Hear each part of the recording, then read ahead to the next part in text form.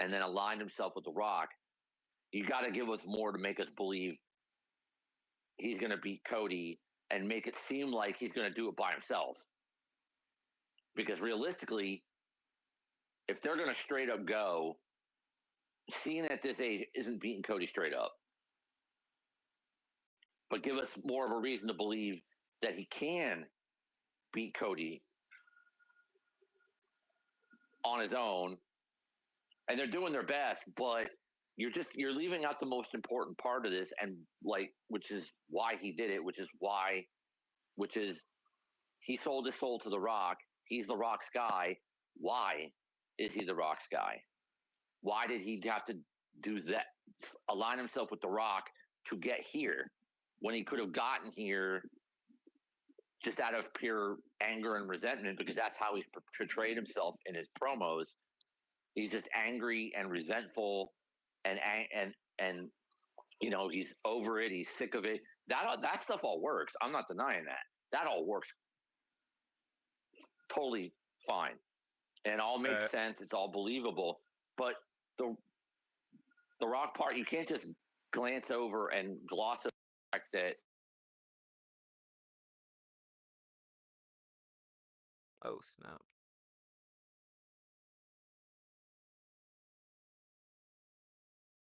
Rock, but yeah,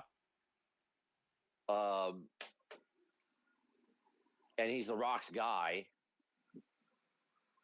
and then it just sits there in the ether. Why is he The Rock's guy? Why did he choose that? Why did The Rock choose him? Is there a bigger plan in place? I mean, presumably there probably is, but somebody's got to say something about it. You can't just gloss over it until WrestleMania and then The Rock comes out with him or comes out at some point during the match, and it's like that's going to be enough to fill in the blanks. No, somebody's got to mention it. Cody mentioning that he sold his soul to The Rock, and others have mentioned that he did it. All it is just sort of like dragging it and keeping it fresh in people's minds that he sold his soul to The Rock, but there's no explanation as to why he sold his soul to The Rock and why The Rock picked him to do it. Somebody's got to say something. Cena hasn't. He hasn't mentioned it at all. Unless he appears another time before WrestleMania, which we don't know. Maybe. You got 2 Raws and 3 SmackDowns before Mania, so he could. We just don't know yet. Or, The Rock shows up before Mania and he says it, and if he does it the right way, and I don't doubt that he can, because it's The Rock, especially in final boss mode, then he can say why. And then, okay, then we're probably set up for what's likely to be shenanigans during the match, because straight up, it fits now that he's a heel, but it doesn't fit in the sense that, because Cena's a heel now and he's angry and bitter, he can beat Cody straight up. And I hate to bring up his age, but at his age and the fact that he hasn't won much of anything other than the Elimination Chamber in 8 years, he's going to beat Cody. Like Cody, the new Superman of the company, who took down Roman Reigns of all people. Cena's just going to be able to take him straight up. I'm sure everybody's enjoying. I'm not saying everybody's not enjoying what's going on and the promos, because even this crowd was, let's go Cena. Cena sucks again. So I think they're starting to kind of I think the crowds are actually starting to kind of like this version of Cena, which is not unexpected and could help ease the turn back when it happens. But Cena Cody straight up, nothing tells me Cena's going to win straight up.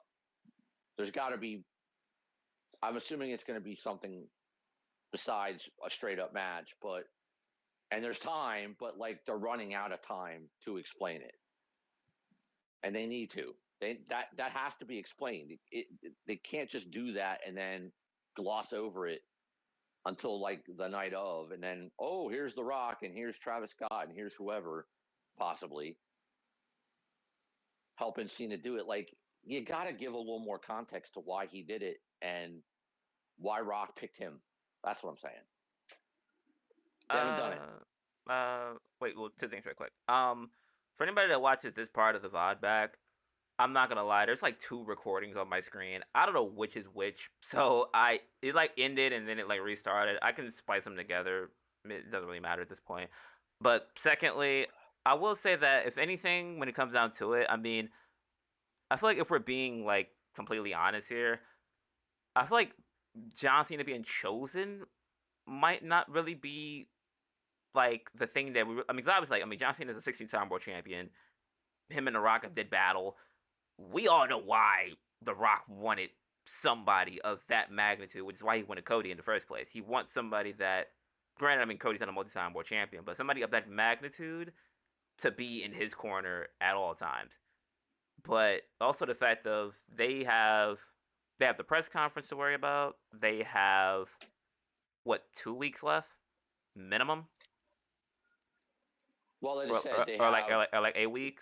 Like I mean, like I feel like they're gonna have opportunities to, I guess, oh, kind of give the why. But also, I mean, I guess Cena kind of did give the why in the promo too, as far as it was probably more about Cody than it is about The Rock. but The Rock wanted Cody, and then it was Cena. But why? Besides their history and whatever it is, why would The Rock as a character, as on being on the board of directors after so much time away and not winning anything, why does he think Cena's the one that can get it done when there's nothing to prove that he can get it done other than their history, and that in real life they're friends. There's got to be more. I'm not saying they can't do it. There's time. There's the press conference. There's Yeah, press yeah, conferences after shows. but also a thing of too is like in some cases, like especially with like guys like The Rock or like even a Cena for that matter, a lot of their stuff is very like surface level, like basic 101 type things where like there have been multiple times, probably even with The Rock, for example, where he turned heel back in the day, and he never gave any explanation directly as to why he did what he did. It's just, oh, I'm The Rock and I can do what I want to do. They're from a time where they're not gonna like unpeel layers like a Roman or a Seth or even a Drew for that matter. They're not gonna peel back all the layers to be like, oh well, January 25th, 2021, they turned their back on, like they're not gonna do all that, I think. And I feel like when Cena kind of said like, "Oh well, you with that title makes me sick. That's why I did what I did." From their era specifically, that would be enough for people. But now it's kind of like, "Oh well, this can't be enough from the general public." Right. I mean, yes, the current audience, it's not enough. At the time, it would have been more than enough.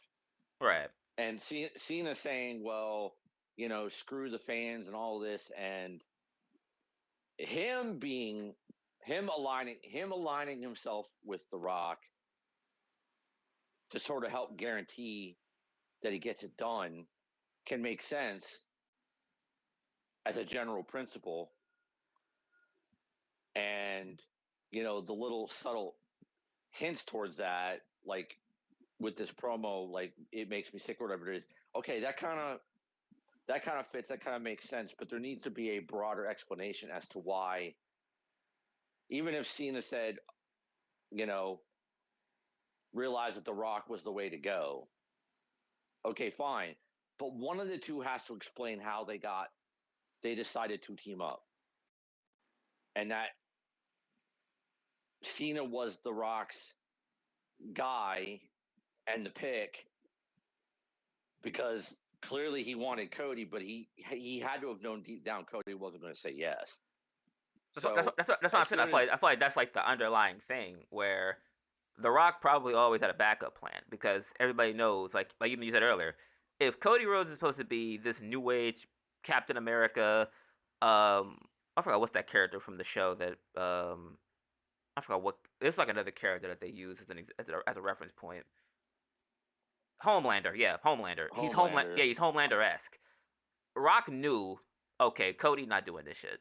So if I know Cody's not doing it, I already got something in the back burner where it's like, all right, bet. John Cena been tired of bro.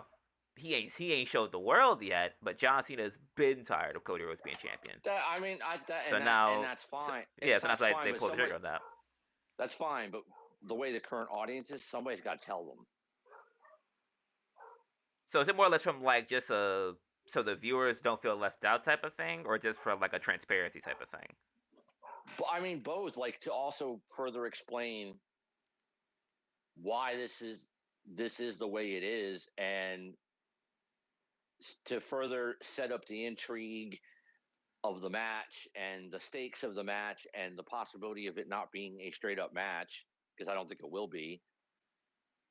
Then okay, if Cena's not going to go into detail as to why, you know, he went to The Rock and said, "I'll do it. I'm tired of this, whatever it is," and that would be a perfectly great, perfectly fine explanation. If he had said, he could have done it in 30 seconds and said, "I, Dwayne and I have been friends ever since we feuded." You know, however long ago it was, 13, 14 years ago, I think was the second match or something like that. Um, yeah, around there, Yeah, like I'm not sure. 13 years. I know it was like I think 2014 was the first match, right? 2014. But you know, and Cena has said himself that they were actually not friends, not friendly, and Cena admitted himself that he didn't see things the right way, and you know, he went to The Rock like a man. They talked, he apologized, and they became friends, and they're friends now. Cena could have given like a nice 30 seconds and said, you know, Dwayne and I had a feud. We didn't like each other. We talked it out. We became friends. We've been friends ever since. And I went to him and said, I want 17. He is not it. We need something different. We need something new. We need something better than this, because this is not how, you know, WWE should be. He is not the right guy for the job. He is not the champion that the company needs. It may not be for long, but I'll do it. I'll help you. Something like that. But then The Rock could come out, and I hope he does, and I think he will. I think Rock is going, because he needs to.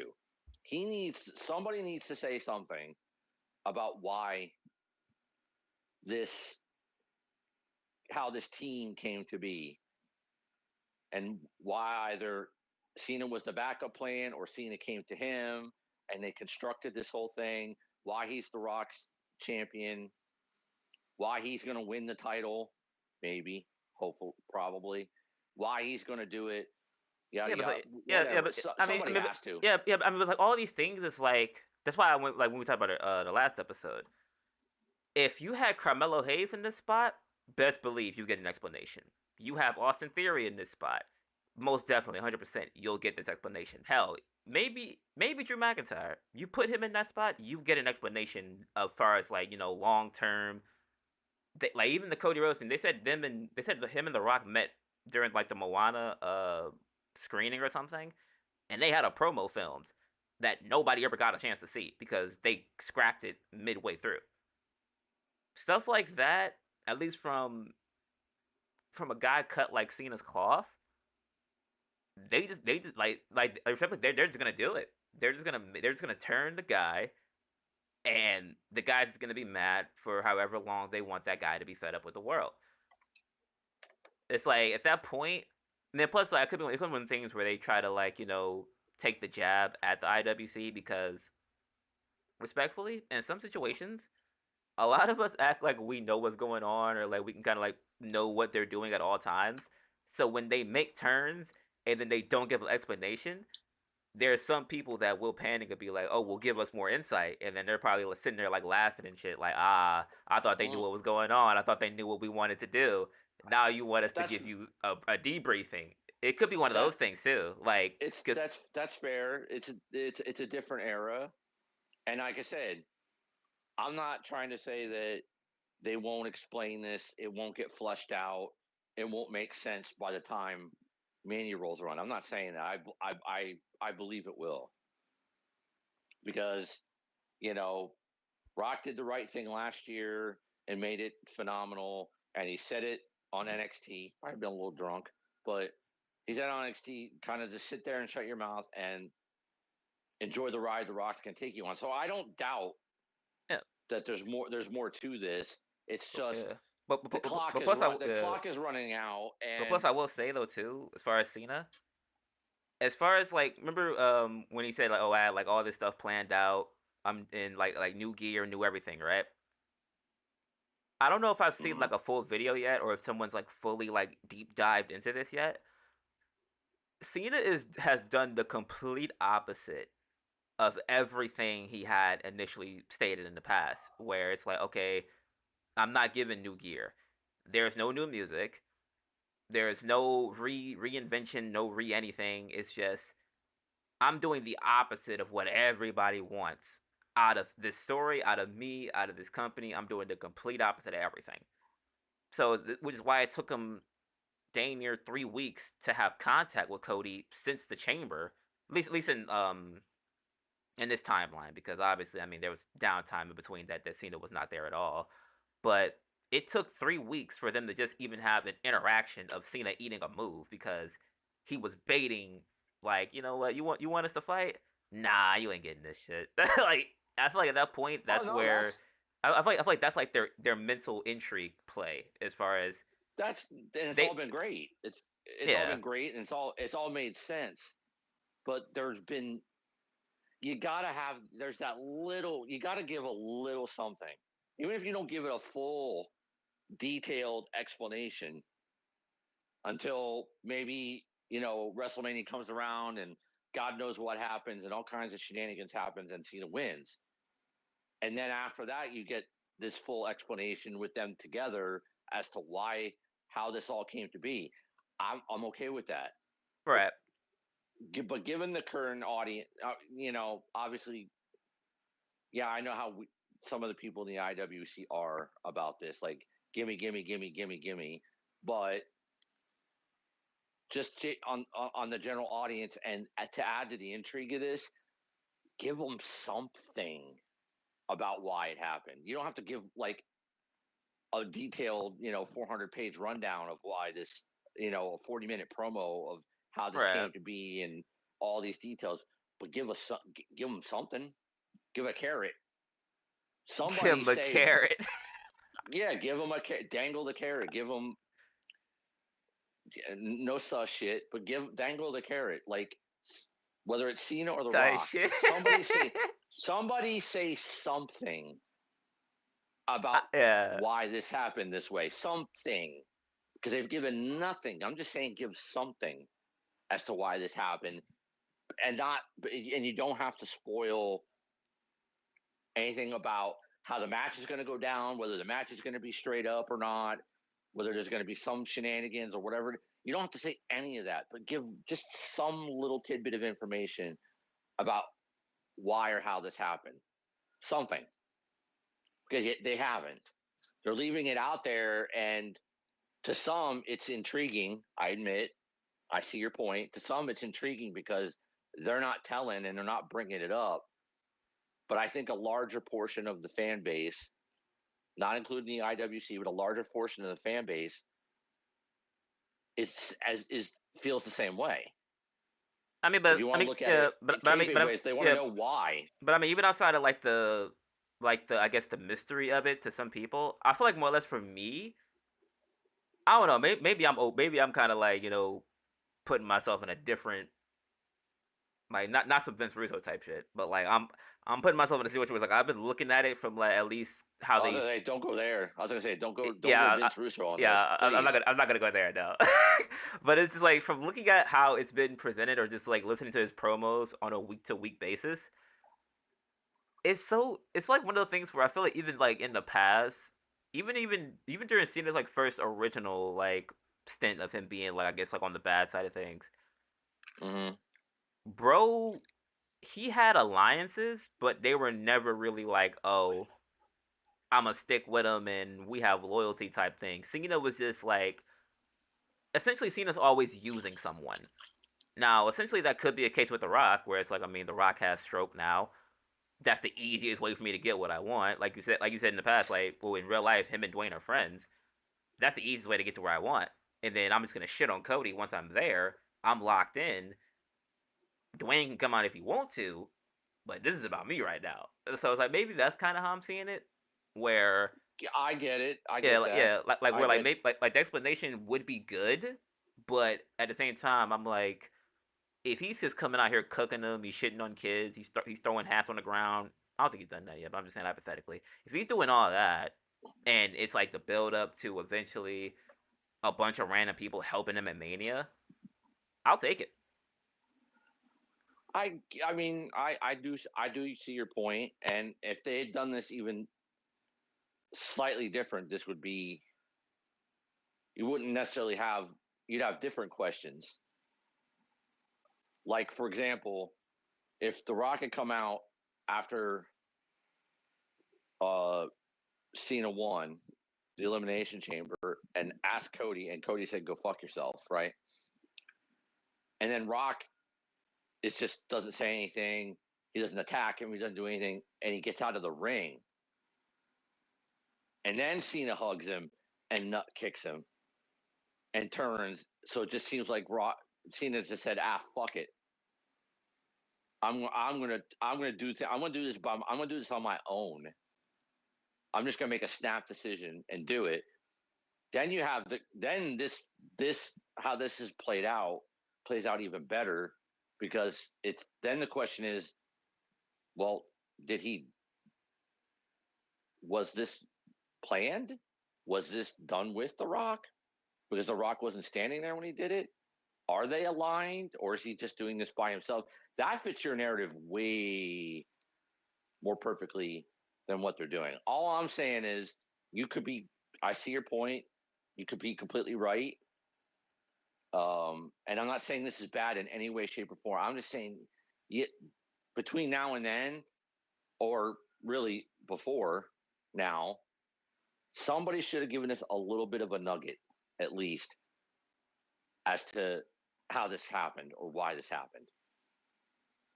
You really can't wait till the night of to explain why and how, because it really wouldn't be logically storyline wise. It wouldn't make sense for this match to happen because Cena's not going to be can't beat him clean. It's not believable.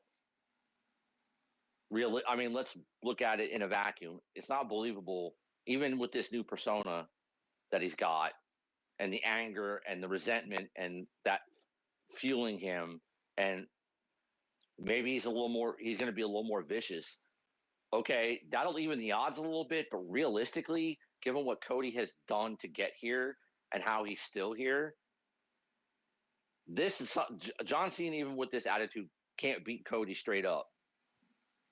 So more than Oh likely, yeah, it's yeah, gonna be. the idea of them having a clean one-on-one match, obviously, I'm pretty sure like even like if they don't explain it with The Rock involved, we all know it's not going to be clean. So I feel like that's But confirmed. by now, there should have been at least a little bit of a nugget, a little hint of something that uh, should give us some insight as to why it happened, and we haven't gotten it. I'm not you. You do not need full on 40-minute promo explanation. That can certainly, if Cena's going to win, regardless of how he wins, and you want after the fact you get an explanation, like the full explanation as to how all of this came about. Okay, but you got to give something to somebody. You got to give everybody something to work with as far as that part of this equation, that part of this turn, because it's a part of the story of this that is still lingering. Is why did he do it? Why the Rock? Why did he sell his soul to the Rock? Or why did the Rock? How did the Rock convince him to do this? Give us something. to go on to add to this. Give us something to use to fill in that blank, or even as a placeholder to fill in the blank until the full explanation is given, so that everybody says, okay. And then you could be like, well, the match isn't going to be straight up. It's going to be this, because then it makes more sense logically and storyline wise, where The Rock says, or it's announced that the match is going to be this. It's going to be. I'm not. I use the bloodline rules as like an analogy, but it's not going to be bloodline rules. It could be like final boss rules, or whatever however they want to work around that to basically like make it like no DQ, or you know Cody could lose on a count out, you know something along those lines. Whatever it is, The Rock's gonna like skew the rules to give Cena an advantage where Cody could be counted out, or if Cody gets DQ'd or something like that, he still loses the title, whatever it is, and then on comes the interference, whatever it is. Something's got to be given And but at on that that point though, end when it kind too. of, I mean, but at that point though, if like the whole idea is to screw Cody in story terms, does The Rock really have to like break down like, oh, why I'm saying fuck you to Cody? Cody said go fuck yourself. I'm making it no DQ. If you get counted out, you lose. If you tap, there's no rope breaks for you. But it's like at that point, I feel like if he, like I said, I feel like if anything, like they might like if anybody watched the Chamber and you're going off the rundown of, okay, Cody gassed him up, took all these gifts, told him to go fuck himself in front of millions, in front of millions and in front of all the people of Canada. Cena goes to hug him. He's like, oh well, bet the plan has really never been you anyway. We got Cena already on the other side. Him and Travis beat the shit out of him, and then every week after that, it's kind of like, okay, well, Cody thinking he about to get a fair 1-on-1, wham. I feel like at that point that also goes to keep Cody on his toes, because if Cody knows what That's to fair. expect, yeah, like if That's Cody, fair. yeah, if Cody knows what to expect, then I mean, of course, he can prepare for no rules, or he can prepare to get fucked over. And they can certainly do that, like before the match happens or during the match. Rock comes out and just Oh, is yeah, hell, like, like midway through, like, oh, like, by the way, there's no rope break for Cody, and he just walks out, and then like say something else happens.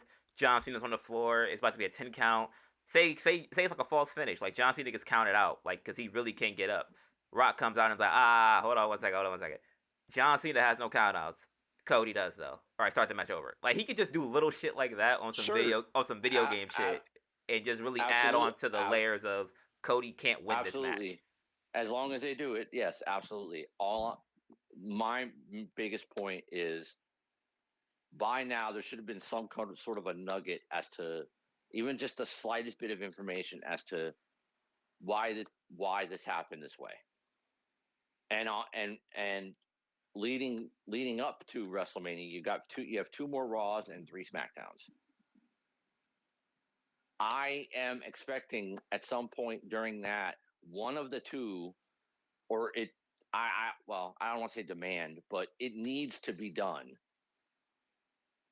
Whether it's Cena or The Rock, somebody needs to give some, at least minimal bit of information as to why this happened this way heading into the match. You want to save the screwy way it's going to happen until right before or during, cool, fine, no problem. But give us some bit of a nugget as to why this happened this way. Somebody's got to give us, one of them's got to give us something, because that part of the puzzle is missing in all this. Is how did it happen? Why did it happen? Why did Rock choose Cena as the backup plan, or was it the plan all along? Because based on Bad Blood, maybe it was. That's why he started with the three fingers, because that's Cena's thing. Maybe that was the plan all along, and it was just to see if Cody was just sort of like, well, if I can get Cody instead, I'll take him. But if he says no, I got my guy. Okay, fine. Or if it was Cena who came to him and said, no, no, no, this guy's shitty. This is not how this should be. He screwed everything up last year. It should have been you, whatever it is. He's not the right, whatever, however the explanation might end up being. But if it was John that went to him, that went to Dwayne and put this together or helped put this together and said, I'll be your guy. You know me. You know the battles we had. I can get it done. Okay, fine. But one of the two of them has to give us something to like place hold that hole in the story as to why the two of them are aligned and why he's seen as this way now. They got to give us something as at least a placeholder until there's a real, honest to God, full explanation as to why they got together, which I would assume will happen. Doesn't have to happen now. It could happen after. If Cena wins the title, then the two of them could give some, even at a press conference, they could give some full explanation as to how this all came about and how they did this. Okay, but give us something because there's a hole in the story and everybody knows it. But give us something to place hold there until we actually get a full explanation. Give us something. One of the two should give us something to fill that hole temporarily, at least to make it all flow the way it should. Because right now it's just like, okay, he did it, but nobody's told us why, how, who did what, nothing. It's just that Cena's a heel now, and he's got the title shot, and he hates everybody, and he's run everybody down, and fuck them kids, and all this kind of stuff. And Cody's not it, and he's a glorified chauffeur, and he should not be the champion. You know, although he's glossed over the fact that Cena himself tried to help Cody win because Roman held the company hostage for 4 years. You know, with The Rock's help and all that. Like, give us something to make it make some sense for now until after the fact as to why these two got together this way and Cena's in this spot. Something. There has to be something. That's my opinion. There has to be something. That's just like, it's just like hanging over this whole thing is literally how it happened and how it started to lead us to this. That's just kind of hanging up there with no explanation whatsoever.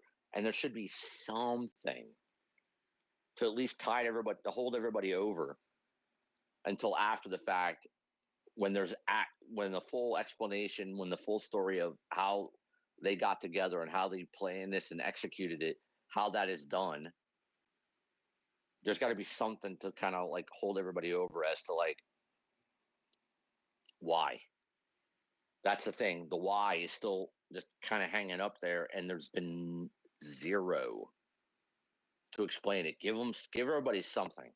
One of the two needs to give everybody something to like I said, at least temporarily fill that spot.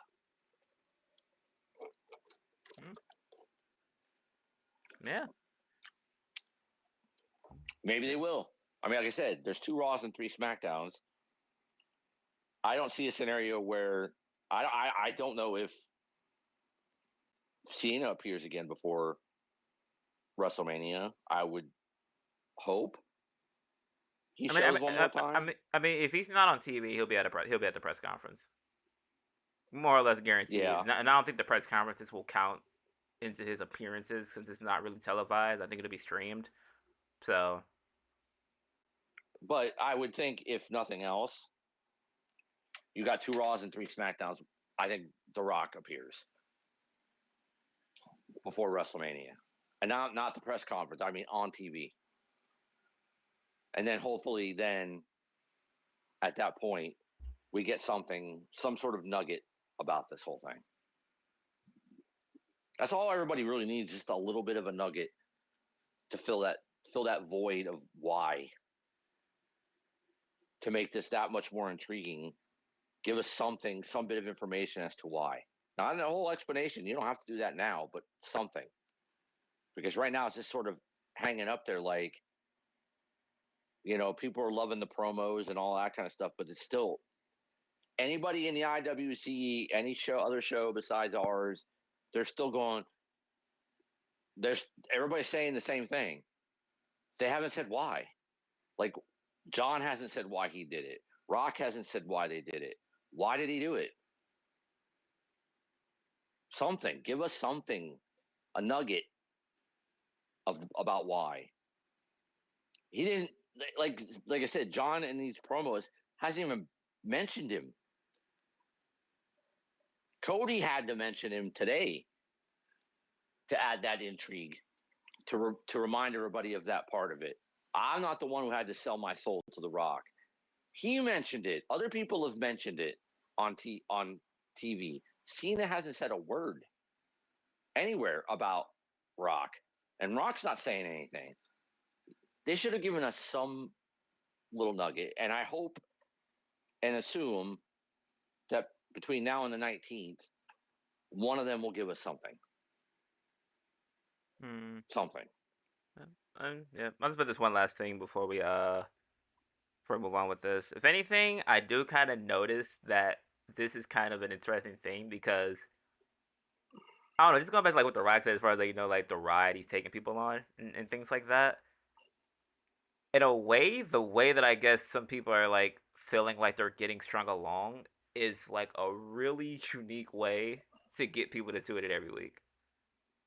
Like in a weird way, I feel like that's probably at least for the minute for the minimal amount of people that want that same type of thing. If they tune in every week when Cena's listed and like they're like trying to figure out like well when's this guy coming, when's that guy coming, it builds up that intrigue only for it to all be revealed at a press conference. Or at least the majority of what people are looking for and expecting to be shown at a press conference, which I find would probably be hilarious. I think that'd probably be hilarious. That make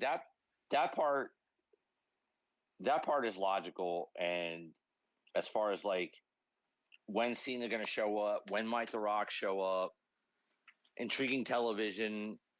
Cena's going to appear. What's he going to say? Like they've been doing since the Chamber and everything, like to keep the interest and to keep the fans showing up and watching. I get that part. That part makes absolute sense, and it's working flawlessly. I get that. But let's be honest. Would this be even more hype if they at least had given us a nugget, a little bit of even just the slightest bit of information as to why this happened or how this happened?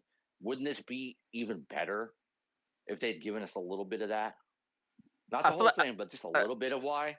If I'm being honest, I feel like once they peel back the curtain, it'll probably be. I feel like it's not going to be as satisfying as people think it is because then it's like we would probably dissect the explanation and then be like, well, this explanation is ass.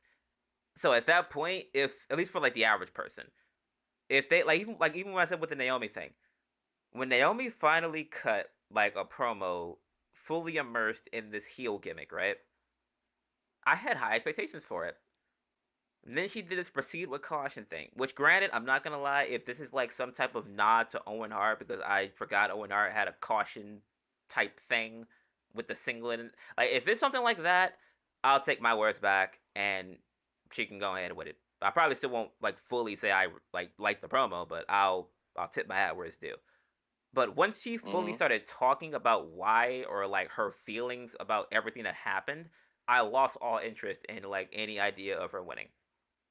So it's like explanations can help the feud, but it can also hurt it because if it doesn't hit, now everybody's just questioning like, well, why would you tell us that this is your reasoning for it? Like this is kind of a lame reason to hit your friend with a chair and put him through 3 tables. Like why would you?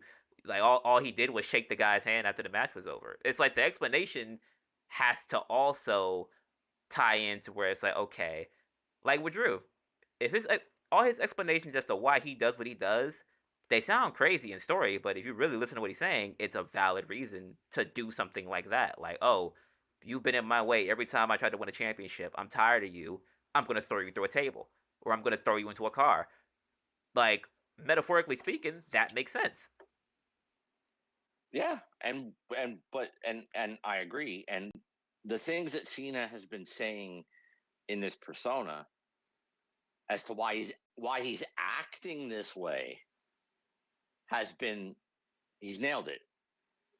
Like the turning on the fans and they've done this to him and they've mistreated him and fucked the kids and all this kind of stuff. The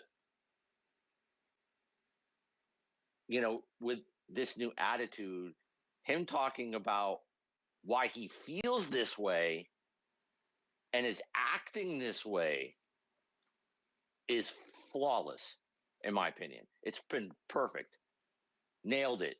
No, zero issue whatsoever. Why he's acting like this, but the how he got there part, or why he's this now in that moment is the part that there should be something.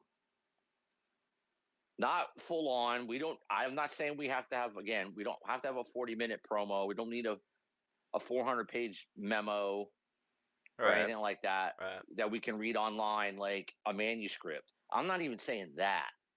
But give us a little something to use to sort of fill in that part of this story to hold us over until we get more of the why, or the why, or just the why itself, even if it's not super detailed, until we get the actual why. Give us a little something to use to fill that spot as to why, the why part. Give us something to go with, even on a basic level. Give us something to work with, to fit into this, to put together with his explanation as to why he's acting and feeling this way, coupled with at least the most minimal information possible as to the why part. I think this would be better and be far more intriguing. Not that it's not, but would be far more intriguing because we would have had at least some nugget of the why part, not just him nailing how he feels and why he's feeling this way, and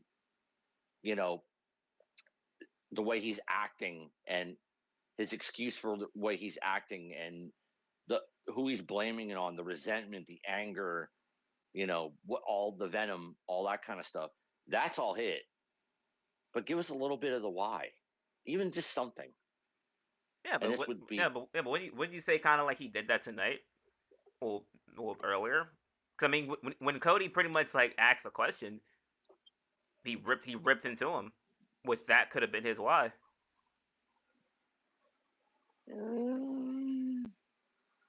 maybe. Because I mean, because technically, I feel like that kind of, because that's why I kind of have been taking it, as far as It could be. if It can be. but It say could. like if he's saying like, oh, like they handed the keys to somebody who doesn't deserve it, and I've always been here, I've always been witnessing what you've done. I told you, be more authentic. They see through fake, and you didn't take my advice. You're still wearing these fake suits. You're still acting too perfect. Like, I feel like at that point that I feel like at that point, if that's his dissection, I feel like that's kind of it. It does. It explains it in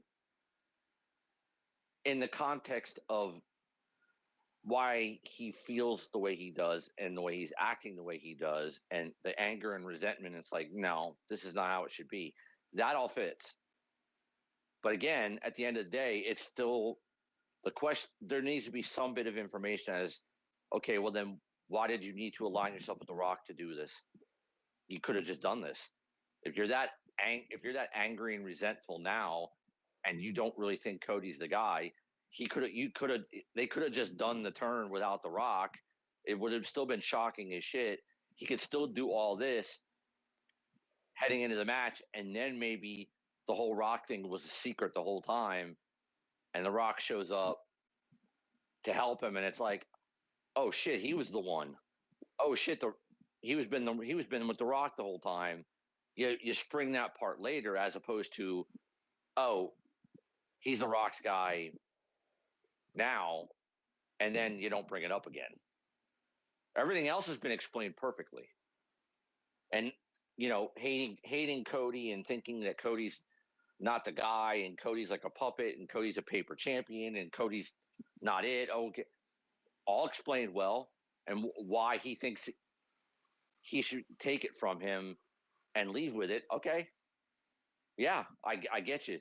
That's been explained perfectly. Why he is going to take it from him and why Cody doesn't deserve to have it. It fits in with all the things he's explained over the last few weeks with his anger and resentment and all that. That all fits. I totally agree with you. There still needs to be there still needs to be something that's well, then why did you align with The Rock? Why did you need The Rock to do this? You could have just done this without him. Why? Just anything, any little nugget, even like a teasy little nugget as to why, like a promo showing, something that might have been like hinted towards, or a random tweet or a random whatever, something that gives us a little bit of a nugget as to why the two of them together, why he felt he needed The Rock to do this instead of just doing it. Because he's John Cena. He could have done this without The Rock. And this still would, I mean, theoretically, he could have still done that without The Rock. It would have still been shocking as hell. All of this could have been done this way. It would still be good. It would still make sense without The Rock, but there's still the question of, well, then why The Rock? Why did you feel you need The Rock, or vice versa? If you feel this way, why did you feel you need to do that to be here now, in this spot, with this attitude, with these feelings, and why you're acting this way? Why did you need The Rock for that, or vice versa? Why? Just something. Why? That's the why. Like I said, we got till the 19th. If someone gives us a little bit of nugget as to the why part, I'm good. I'm just saying, I think it should have happened already. But I'm going to let it play. I'm going to trust it, because I know I'm not concerned about how it's going to end at WrestleMania. Right. I know it's going to be good. I'm just sitting on okay, everything else has been explained. Why he's against Cody, why he hates Cody, why Cody doesn't deserve it, why he's going to take him out, why he wants to do what he's going to do, what he wants to do, why the attitude, why the venom and the hatred towards everyone, including the fans, even the kids, why he's acting like this. That's all been explained perfectly, and it all fits. But the why, just give us something about the why, even just a little bit of something about the why, which they could have done already. And we're still rolling, probably even more hype than we are now, even just a little bit. Because even after the Elimination Chamber press conference, Rock didn't really say. Cena said nothing and left, which I thought was great. That's what I'm saying with The And Rock. I Rock feel didn't. Rock went in there and broke kayfabe talking about Waffle House. I don't want him to tell me anything. Respectfully, I don't want him to tell me anything. Talk about like at least from that perspective, like once Rock went up there and was like, oh, like he peeled back the curtains a little bit, but at that point it's just he went up to talking about Waffle House. Like you did a throat slit. You just whipped a man. Travis Scott just gave Cody a minor concussion, and you want to talk about your Waffle House order? Like, no offense to no offense to Malcolm, the guy that asked it, but I'm like, Cena's the only dude that went in there from a kayfabe perspective and wanted to sell it. Rock didn't even want to sell it. In the moment, at least. Well, and Cody sold it by just not being there. But maybe that's part of the storyline. Is that's Dwayne Johnson, the TKO board of directors, the company guy, being lighthearted and talking about it and acting like, it was a great show and all this and blah, blah, blah, blah, blah. Well, like a two-sided coin type thing? Like yeah. When he's in front of the media, he's nice, but in front of the public, like the fans. But when he's on camera, it's the final boss, and screw y'all. And this is why it happened. Give us something. That's what I'm saying. He could play that where when he needs to do something company wise, he's Dwayne Johnson, and he needs to be he needs to be Dwayne Johnson, the charismatic people's champion, yada yada yada. He needs to be that for the company. But when it comes to this part of the company, he's the final boss, and what he says goes, and what he wants to make happen happen. Just like last year, where he wanted himself to be in there, but then all the backlash, he switched it around, and we got that epic main event. And he told Cody, "Don't disappoint me again." Well, apparently Cody must have disappointed him because here we are. So give us a little why, just a little why. You could have Rock appear on any show. I don't care if it's pre-taped. You could have a Rock appear on any show between now and WrestleMania. The final boss shows up and gives us just a tiniest, teeniest little bit of information about the why and leave us hanging. Fine. Just a tiny, tiny little bit. That's all I'm saying. I think this would be far better. And it's not that it's not great, but I think it would be far better if you had just the tiniest bit of information as to why.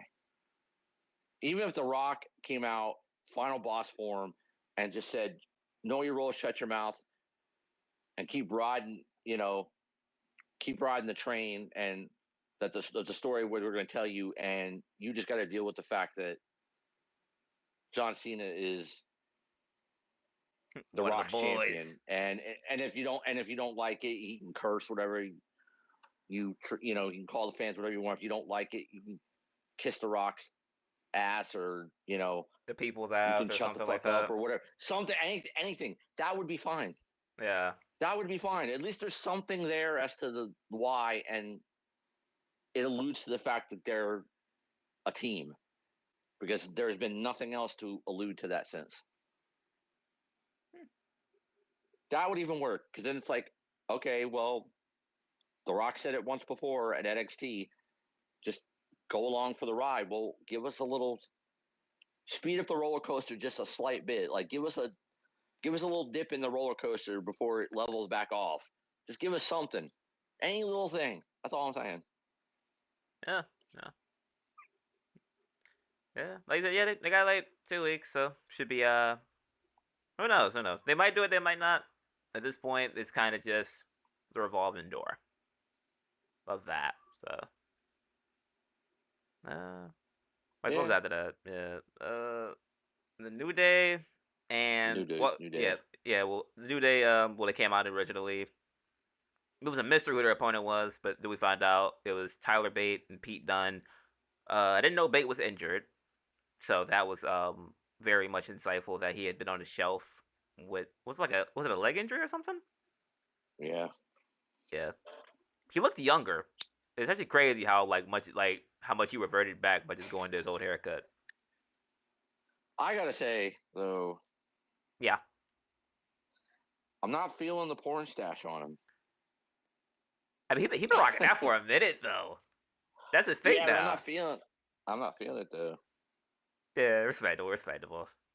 It just got interesting. Like he's really like that's really like his adaptive thing now. If he had a beard, I think at one point in NXT he had a beard. Yeah. So I mean, he probably just likes the Dan Severn like mustache or something. Yeah, it was a little porn stashy. I'm not feeling it, but good to see him. Yeah, but match overall very very good. Obviously, Bate and Dunne are class acts. I wish Dunne would have been being used more instead of just them kind of like holding him off the whole. Well, they probably have been showing him at like house shows and stuff, but as far as TV is concerned, the last time he had been seen was as like a middle ground between the Penta and Kaiser feud that went on for the next week or two after. So I kind of wish they just got used a lot more. I mean, maybe the whole plan was to just have them reload the tag team division because they did get drafted as a tag team anyway. But it's kind of those, you kind of forget that they were a team because Bate got injured. No one really knew when or how long he would be out. Could have been that. I don't know. Yeah. Solid match. Expected outcome. Now, I mean, I'm not trying to drag this episode out, but now it got me thinking. Right? Because after the match, I'll go ahead. Hey, they want to know. After the match, right before they hit the back, the War Raiders music hit, and they came out looking Yeah. like bikers, of course. And nice line by Cole. Raw is war. Nice salute to the old days. I like that. Um, Here's a thought. It popped into my head. So this could go two ways, Right. right? Big E returns at WrestleMania and costs them the match. Okay. Right. Scenario two, they win the tag titles and they beat down the War Raiders. Big E comes out, takes them out. He feuds with them, but not necessarily by himself. Because if he can get back in the ring, which he alluded to, so I assume he wouldn't say that if there was no plan for him to get back in the ring. But to kind of ease him back and not put too much risk on him right away, Biggie gets a partner and feuds with New Day for the tag belts. Or scenario three, and this is the swerve, New Day are cheating their asses off in the match to try to win it. You get a ref bump, you get whatever the match might be. You get like a lull where they're cheating their ass off. It looks like they're gonna win. Big E's music hits. He comes out. New Day are scared shitless because Big E's coming out there to kick their asses. He's in his ring gear, and he flips, helps them win. I feel like one of And those. I feel like one of those. Most people. I feel like most kind of. It would kind of make sense if they just had to be like, oh, like them turning on Biggie was just like the the whole play on words type of thing before like, oh, they just start getting serious, they win their gold back, and then now Biggie has fire under him because now it made them closer as brothers, yada yada yada.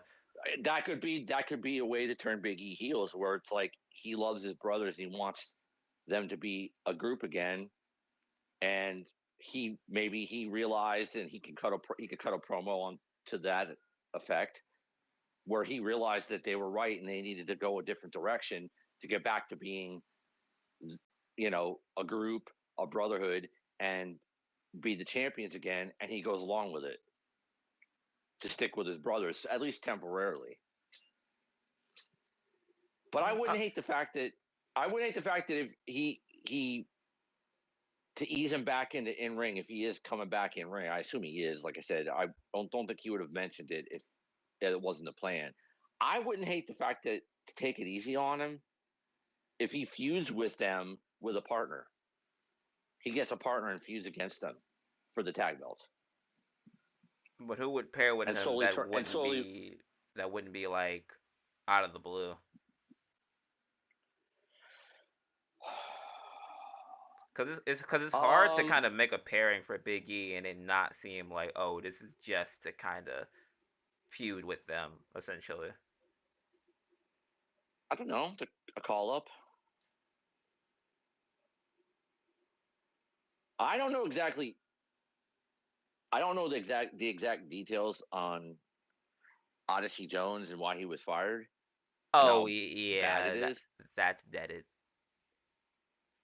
Okay, but a call Just, up. yeah, no, well, yeah, I mean, just on that, like with the whole Odyssey thing, like Odyssey has like a legal issue, so that's why he kind of just got dropped.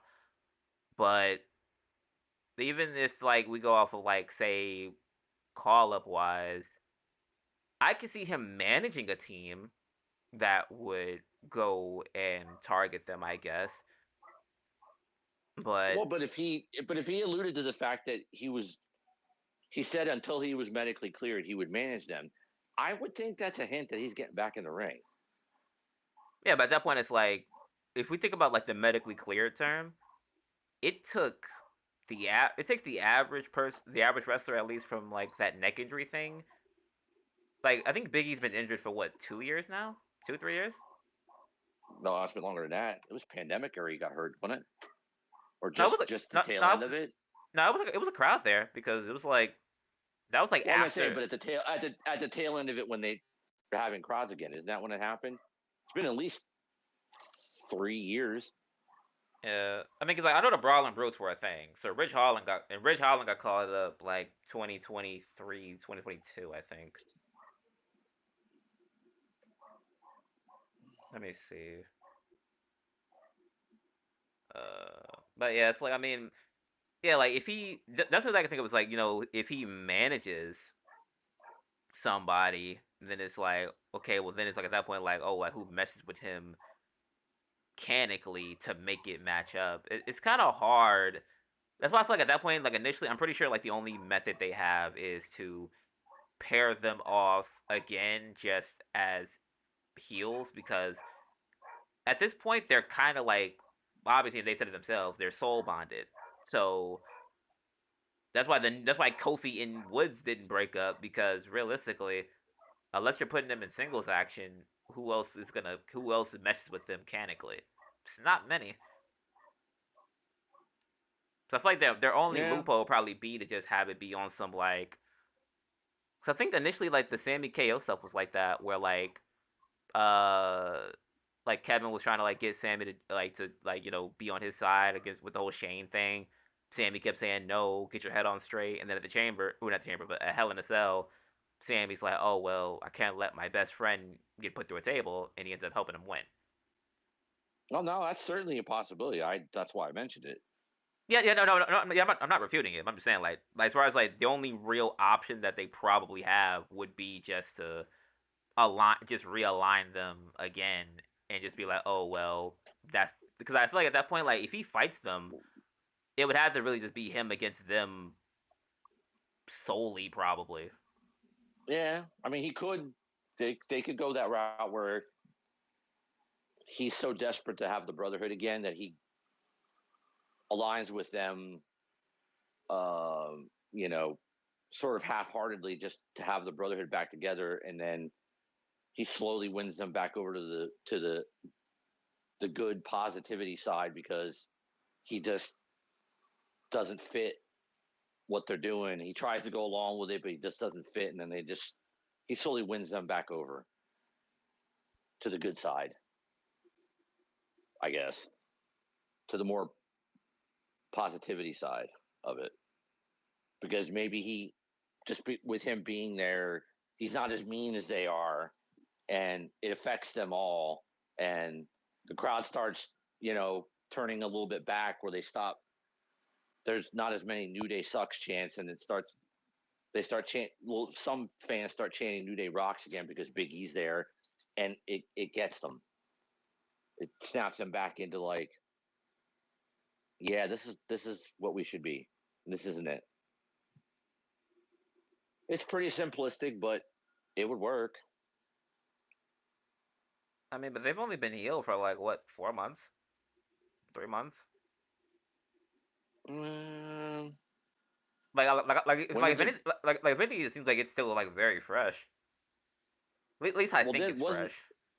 I think what the turn on Big E was before Netflix. Oh, yeah, it was definitely before Netflix. So that's like So December, November ish. okay, well, I mean, like I said, if he decide if you can't beat him, join him, and he wants to get back into it, you could drag it out for a little bit and then work them back into baby faces and have them as a trio where they could freebird it. And if Big E can get back in the ring, then he doesn't have to do a lot of heavy lifting to like, keep himself safe and protected until he works himself back to the point where he could be a singles again. Yeah, Wouldn't hate it. yeah. Uh. Oh, so. Oh, well, just to run down everything, I think. Just to sum it up, those was at a backstage segment. Basically just hyping them up for the match that happened after that. Jay wanted to be out there. Jimmy's like, nah, I'm trying to quiet the noise, lock in, stuff like that. But inevitably, we see why Jay told him to be careful because that match was that match was solid. It's exactly it's when we said it last week. When we said it last week Right. for last week's show, If you what haven't needed seen to that, then happen, go check what that out. needed, yes, please, because we said it. What needed to happen is exactly what happened. Did Jimmy get offense in and look credible? Of course, it's Jimmy. But at the end of the day, Gunther killed him. what did Gunther destroyed him? That's exactly what we needed. And then, yeah, because he power bombed him twice, lifted him up so he wouldn't pin him, and then choked him out, Yeah. and then attacked him again, and then Jay came out. He got the better of Jay, zip tied him to the ring ropes, and just obliterated Jimmy. Blood. Yeah, but I say hit He him was with the wiping. belt. Yeah, hit him with the belt, cut him open. I think. Yep. Had blood all. He was, you know, It was beating him crazy. down. Blood on him. He wiped the blood all over himself. He even like he had blood on his finger and put the blood in his mouth, Yeah, on his tongue, and then spit. yeah, licked his finger, spit it out. It's like And Jay's just sitting there. Yeah, and Jay's just seething. sitting there helpless. And that's the kind of hell He even we've attacked been. guards too, like security guard. Yeah, I think a security guard got because power bombed on the stairs. he was gonna because he wanted to power bomb Jay onto the steps, and the security guard stopped it before he did the zip tie, and then he power bombed the guard. The security guard took a couple of them out, and then did his thing and locked Jay. So Jimmy's destroyed. Exactly what we needed. More games, more physical and mental games against Jay to make Jay feel helpless, insecure, and doubtful that he can Yeah, win. And that's what we needed. That's exactly what we needed. man. Well I'm like, done. at that point, like, I felt like for most people, you can kind of say that Gunther had not felt like a monster since.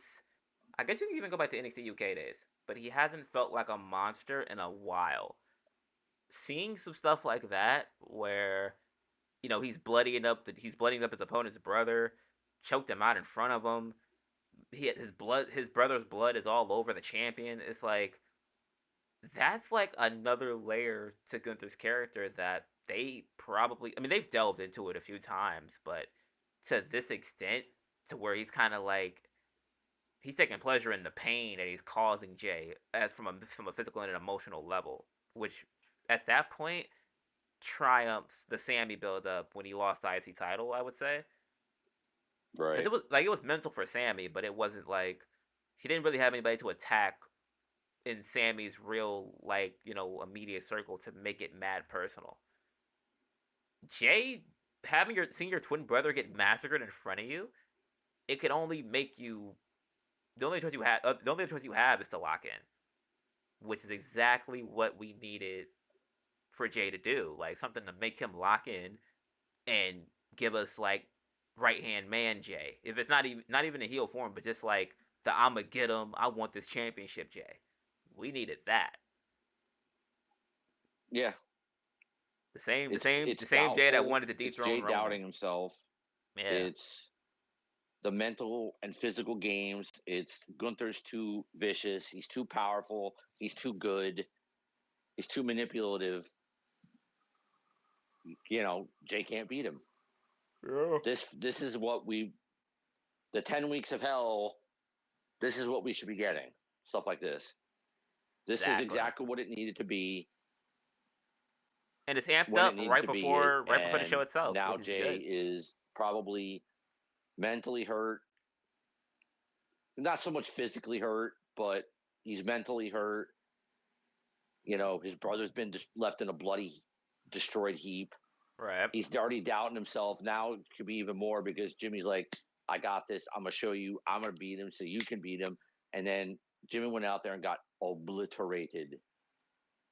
So now Jay's got that on his mind that his brother is hurt, badly hurt. And Yeah. that's going to weigh on his mind too. And that's going to make him doubt himself even more. And that's going to help lead into the match Yeah. where he might be off his game, off kilter, leading up to it, and then maybe even at the beginning of the match, he's off his game, he's off kilter, and then the confidence shows up, and he just does it.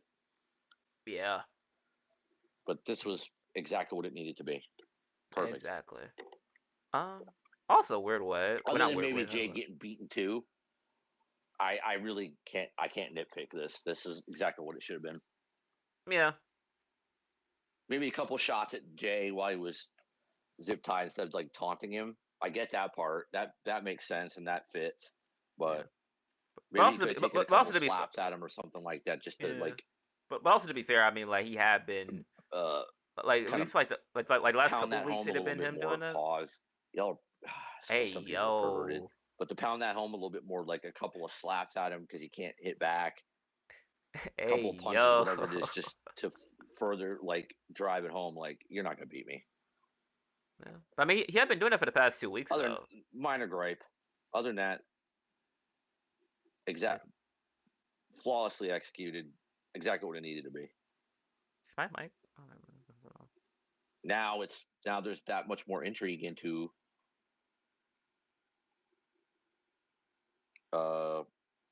WrestleMania because like, can Jay win? Yeah. Yeah. What else was Oh, but also, I think it was like there were a few wrestlers from like the UK tryout that they did recently. I think it was like Rio, man like Derice that were like there as guards. That was pretty cool because I didn't realize that until like I went on Twitter and I seen they said I think Derice was like one of the first guards on the opposite end or something like that to like get Gunther out of there, and Rio was next to Jimmy. So that was pretty cool to see like them have a spot in England for the show itself. Yep. All right. After that, we had the Judgment Day segment. Not really much of note. I mean, the usual build-up. Finn and the women don't get along, and it's very much apparent. And that's really mainly the thing that I kind of got out of it. Outside of the fact that they have a tag team match later tonight against Penta and Breaker. Mm-hmm. So, not really much of note. I can see that the same thing I've been thinking for the past like few weeks of us doing this. Dominic being the leader is definitely something that they're building towards, or at least if it's not by virtue of like him wanting to do it willingly, Liv is going to manipulate him into thinking he's ready to be a leader, and that's going to be the thing that causes Finn to get kicked out in the dissension, or the two of them as like a quote unquote couple. Yeah. I mean, they already got the power couple aspect, but I think Liv wants him to be like the dominant. Like at that point, if she's like champion on the side, she'll take it, but she wants Dom to start taking more initiative. But they would in essence be Cody because they're like a power couple, and she's got the manipulation over him. So it would be, but in that case, then if you add to the group, is it like a more quote unquote unknown that they add to the group that they call up? Do they call up somebody to add to the group so that at least temporarily, like Dom and Liv are leading the group, and it's not somebody like an Alistair or a Karrion Kross that like takes over as a leader? I mean, obviously JD is going to be back soon, but is that going to be the new day when Finn is out? Is Dom and JD and Carlito and the girls? the thing that I could think of is if anything, I feel like JD eventually probably just ends up either doing his own thing or he sides with Finn from like a mentor standpoint. Maybe eventually, but I think maybe at first JD comes back and he's with them. But like off the rip, it's like, 'cause I mean, by the time JD gets back, they're probably like knowing how they book Judgment Day feuds, they're gonna be dealing with Finn for the next 4 months if they turn on him. So if JD comes back within those 4, I mean, if you think about it, the Rhea Ripley thing damn near lasted a year. Priest was involved with that. That lasted up until the beginning of this year when they moved Priest over, I think, with that shakeup and everything, or was it like the end of last year? Like they feuded with them for a long time.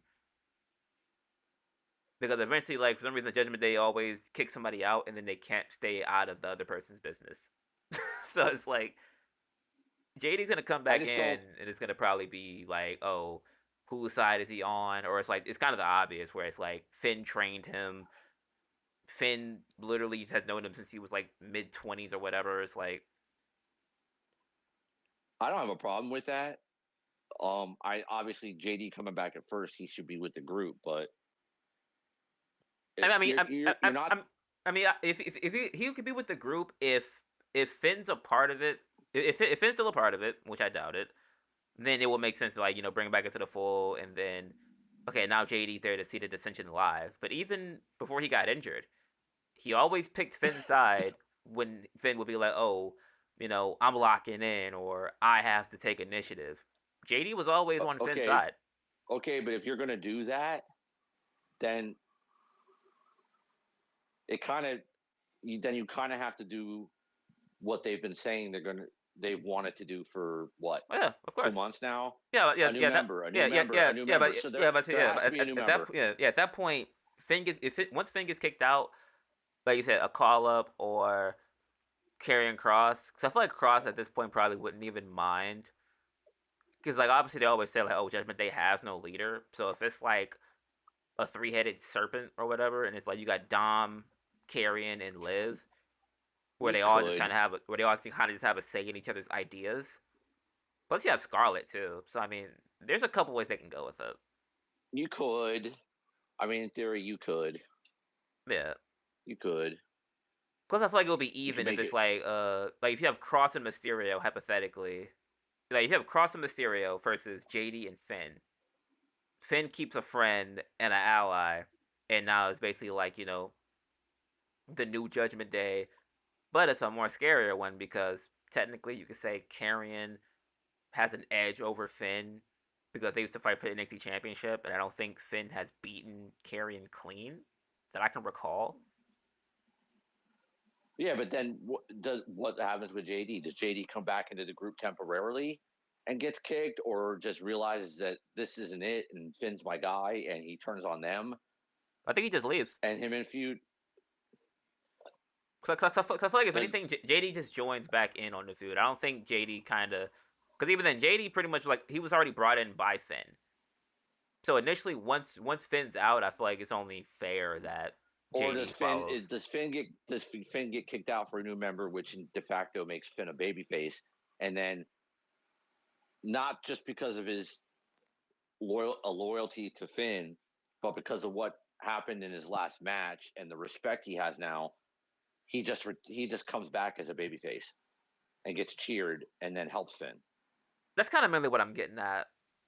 Cause Okay, cause like yeah. cause more or less like everybody kind of knows like once they see you take like an injury like that, it's gonna be hard for them to boo you at least for the first like I said like for the first like 4 months of them seeing you again. It's gonna be hard for them to boo you.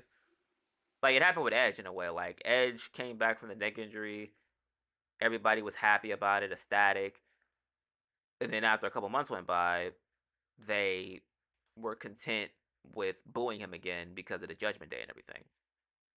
So it could be one of those type of situations if I had to choose one.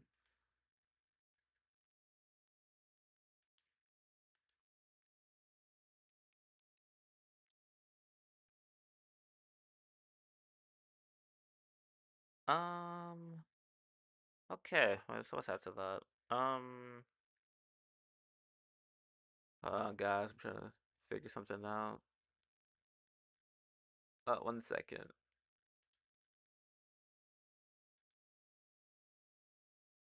I think he got DC'd.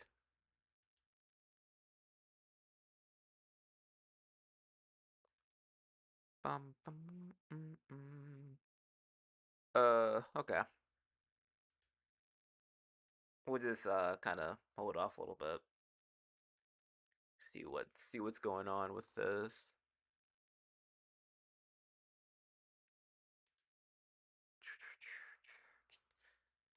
Yeah. I'm just gonna cut this part out, or later at least I can trim some stuff up.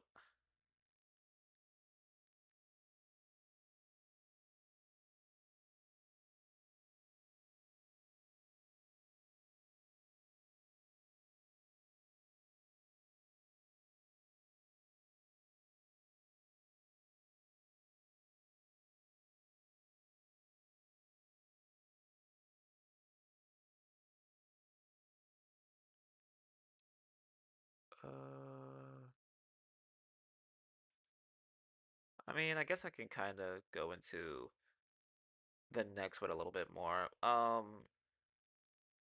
Kind of like just, I guess, like a precursor.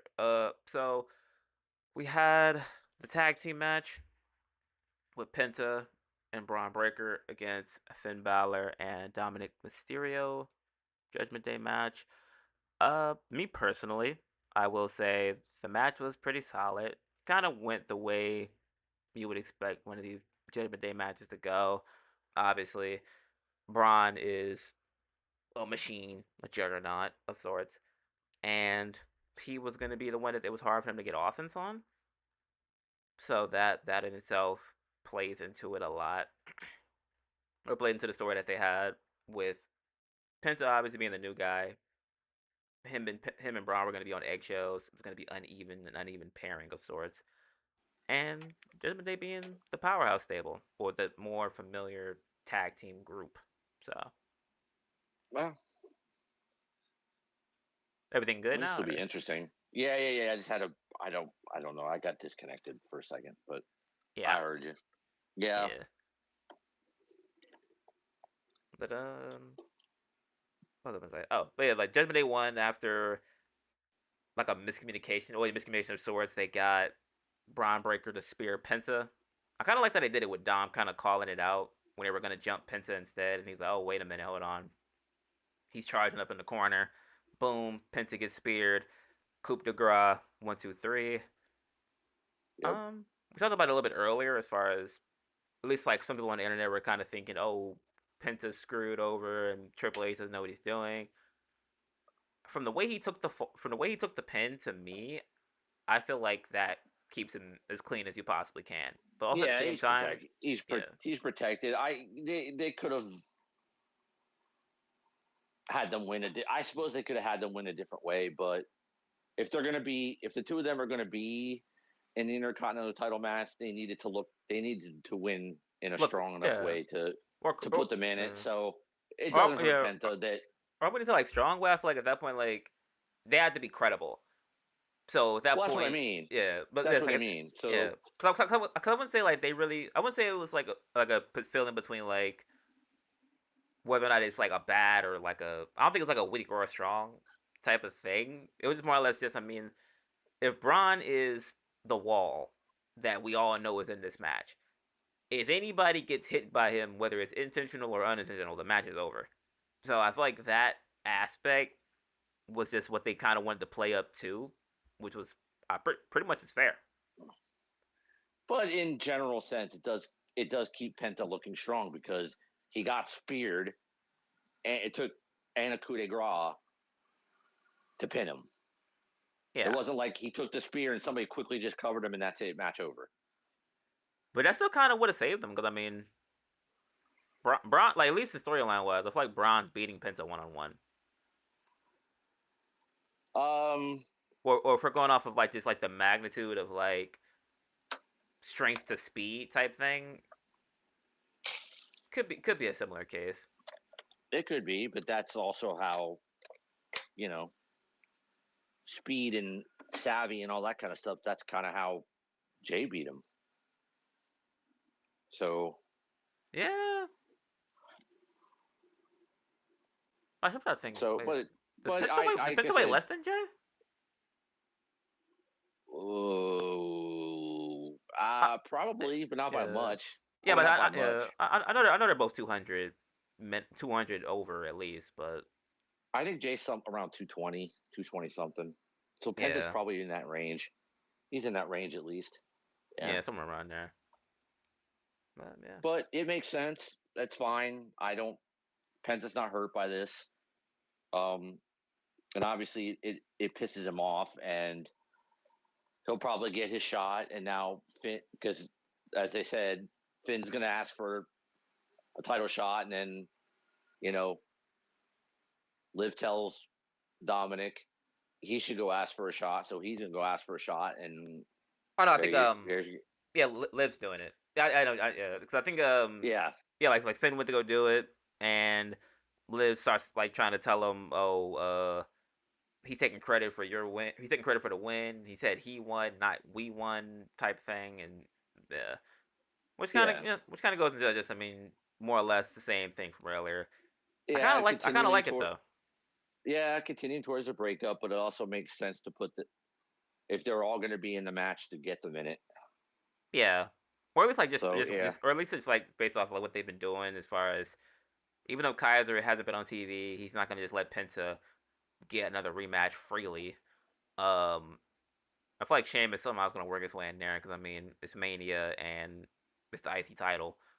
but Um, we haven't seen him though, so we don't even do we know even know that I because mean we he did, haven't seen him in a while. yeah, he just came back recently I think it was during the European tour like he did like a house show or something. I don't But know. yeah, because I feel like if anything, Sheamus always ends up around a mid card title whenever Mania comes around.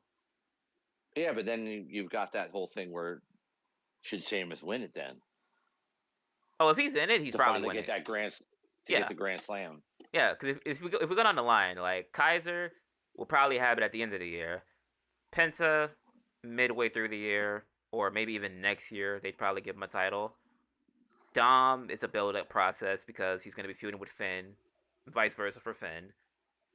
Yep. If Braun's getting moved up, the 6-man free that wants the title purely for the fact of he's been in the company for not mad long, but he's been in the company for over a decade, and this title has eluded him for that long. You can give it to Sheamus, and more or less it would just be like a feather to the cap, pay tribute to a fine career that he's had, and he can hold it until SummerSlam. Yeah. Yeah, which I feel like that would be like a fair. Because at first I thought it would be like Logan Paul and AJ, but I guess they want to give them a one-on-one match because Logan's been in hella multi-man matches since he's been there, so they probably were like, okay, let's put him in there with AJ, That's true, see if he and cooks.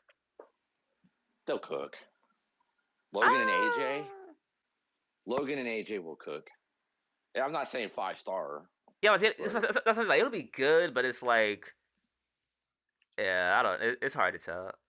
It's I hard think to low tell. key it's gonna be. I think low key it's gonna be very good. Yeah, I think it's I gonna be think, better than you yeah. think. I don't think it's gonna be like. That's what I'm saying. I'm not gonna say like, oh, like Logan's trash or anything. Like, obviously, like those guys are good, but as far as at this point, it's kind of one of them things where, cause there's some people out there that probably just think that like AJ's like just always putting out gold, and while AJ's putting out good matches, I don't think he's really had a banger in a while. At least since he's been back from injury, it's been a minute since I've said like, oh yeah, AJ had match of the night. Yeah, but you don't think him and Logan could plan out a banger? I mean, if we're being honest, Logan's probably, if anything, Logan's following AJ's lead. Outside of like, we can probably get to this, like, it's like almost in the same neck of the woods anyway. Outside of the finisher at the end of the little what's it, pulverizer or something that Logan does? Pulverizer. I think it's called It, pulverizer. yeah, the Yeah. pulverizer. Outside of that, I mean, outside of that, I don't think there's really He, anything about it that's like making me think like, oh yeah, this match is gonna get nutty or something. Like, I don't think there's anything I making think me get with that feeling. someone that I think with someone like AJ, they could actually pull out some stuff, and Logan could show off what he can really do because he's. But I don't like. I feel like Logan always gets his stuff in though. Okay, but maybe he can get some new stuff in because of he's working with someone like AJ, and they can work out some spots where he can show some stuff that he normally doesn't. Maybe Uh, show some technical stuff, because he's in there with someone like AJ. Show a little, you know, a new little wrinkle I to mean, his repertoire. Man, I I mean, just think I think it could be. It could I, be. I I'm mean, not saying. yeah. So, cause I'm thinking like really, like as far as like what Logan has shown, like if I'm going off the match that he's done, he's either been the spot guy or he's just throwing himself around. Which nothing is wrong with that. And for him being new to the business, that's what most of them do is throw themselves around and I think he was his qualifier match with Ray. I thought was solid. It wasn't just flying around. I thought it was solid. yeah, I but think if with the right yeah, but person, he yeah, could. yeah, yeah. I'm saying at that point, like obviously, like with Ray, he can play the power game, which is the easiest that's like basically hype 1-on-1. I feel like everybody kind of Ray can make anybody look good. When it comes to Styles, though, it's like granted Styles isn't gonna like go out there and stink up the joint, but I don't No. think it'll be like. I think AJ's probably just gonna let Logan do what he does. He's probably gonna do his springboards. He's gonna fly all over the place. AJ's gonna try to ground him, even though Logan's bigger, which is kind of going to like a similar point. But I mean, I feel like that's basically what they're gonna do. Where AJ's gonna do his usual Mm. stuff, the the combo, the calf slicer. Like I feel he's gonna do it. He's gonna do his shtick. The calf crusher. Yeah, but it's like at that point, they'll probably be like, it's probably gonna be like a night one match. Shoot, they might go first. It's I don't know. Maybe the segment also didn't sell me on it either. So that could be another reason why I'm not really thinking about the match as much as someone else might. So Yeah, I don't know. You might be underestimating a little bit. yeah, I think it's gonna be better than. I think it's gonna be better than you think. yeah. I mean, no, that's the thing. Like, I'm not saying like it's gonna be trash. I just don't think it's No, gonna. no way. No, that's what I'm saying. I'm not saying it's gonna be trash. I just don't think it's gonna be like, oh, this is competing for match of the night, or oh, Logan did No, it. well, no. That's my whole point. I'm not saying like they're gonna go out there and lay an egg because I mean, AJ was getting good matches out of Omos, like respectfully, even though No, Omos is in it won't Japan be. I'm not working on gonna say himself. 5-star, but I think it could be. Saying it could be a low key banger doesn't necessarily mean it has to be a 5-star, but I think it's gonna be better than I think it's a it smooth. seems on paper. It'll probably be. I mean, it'll probably be a smooth 2. Wow, damn, that's some Because low expectations there, brother. I mean, cause like there's no real build to this story. It's like if I think about this, I feel like this match has the least amount of depth to it because literally all I've gotten is okay. AJ came back. He was feuding with Braun for a little bit. They just randomly dropped it for whatever reason. Right. Now he's beefing with Logan. Logan's like, oh, I got more money than you. I'm energetic and yada yada yada. Then Karen got involved. Don't know where the hell that went. Now he's focused Mm-hmm. on nothing. And now it's like you just have AJ saying like, "Oh, Logan, you could be so much better if you stop talking so much." It's like, where? How am I supposed to follow? That's been the most uneven story building out of all the matches. I can't argue that.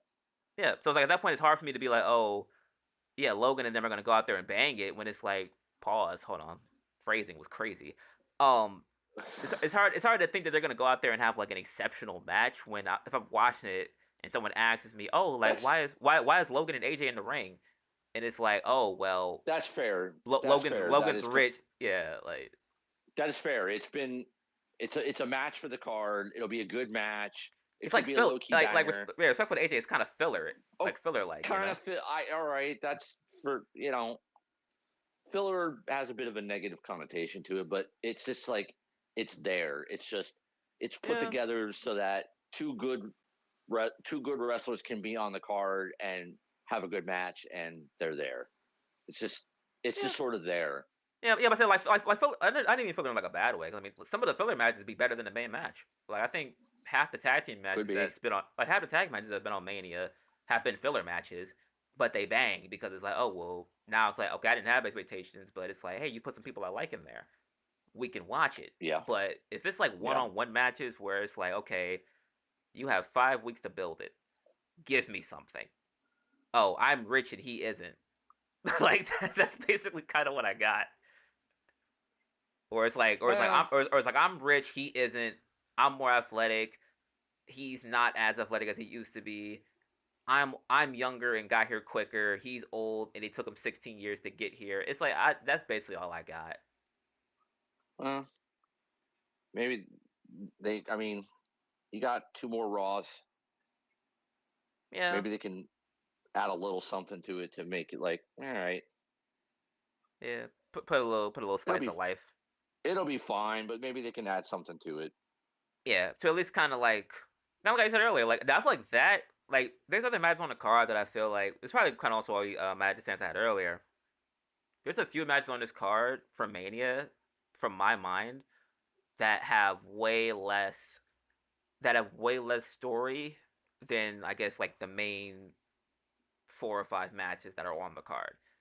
It's like the main 4 or 5 at the top. It's like, okay, well, Rumble winner, Chamber winner, they have beef, blow off. Like there's reasons you could find for it, and then there's like AJ and Logan. Why are we here?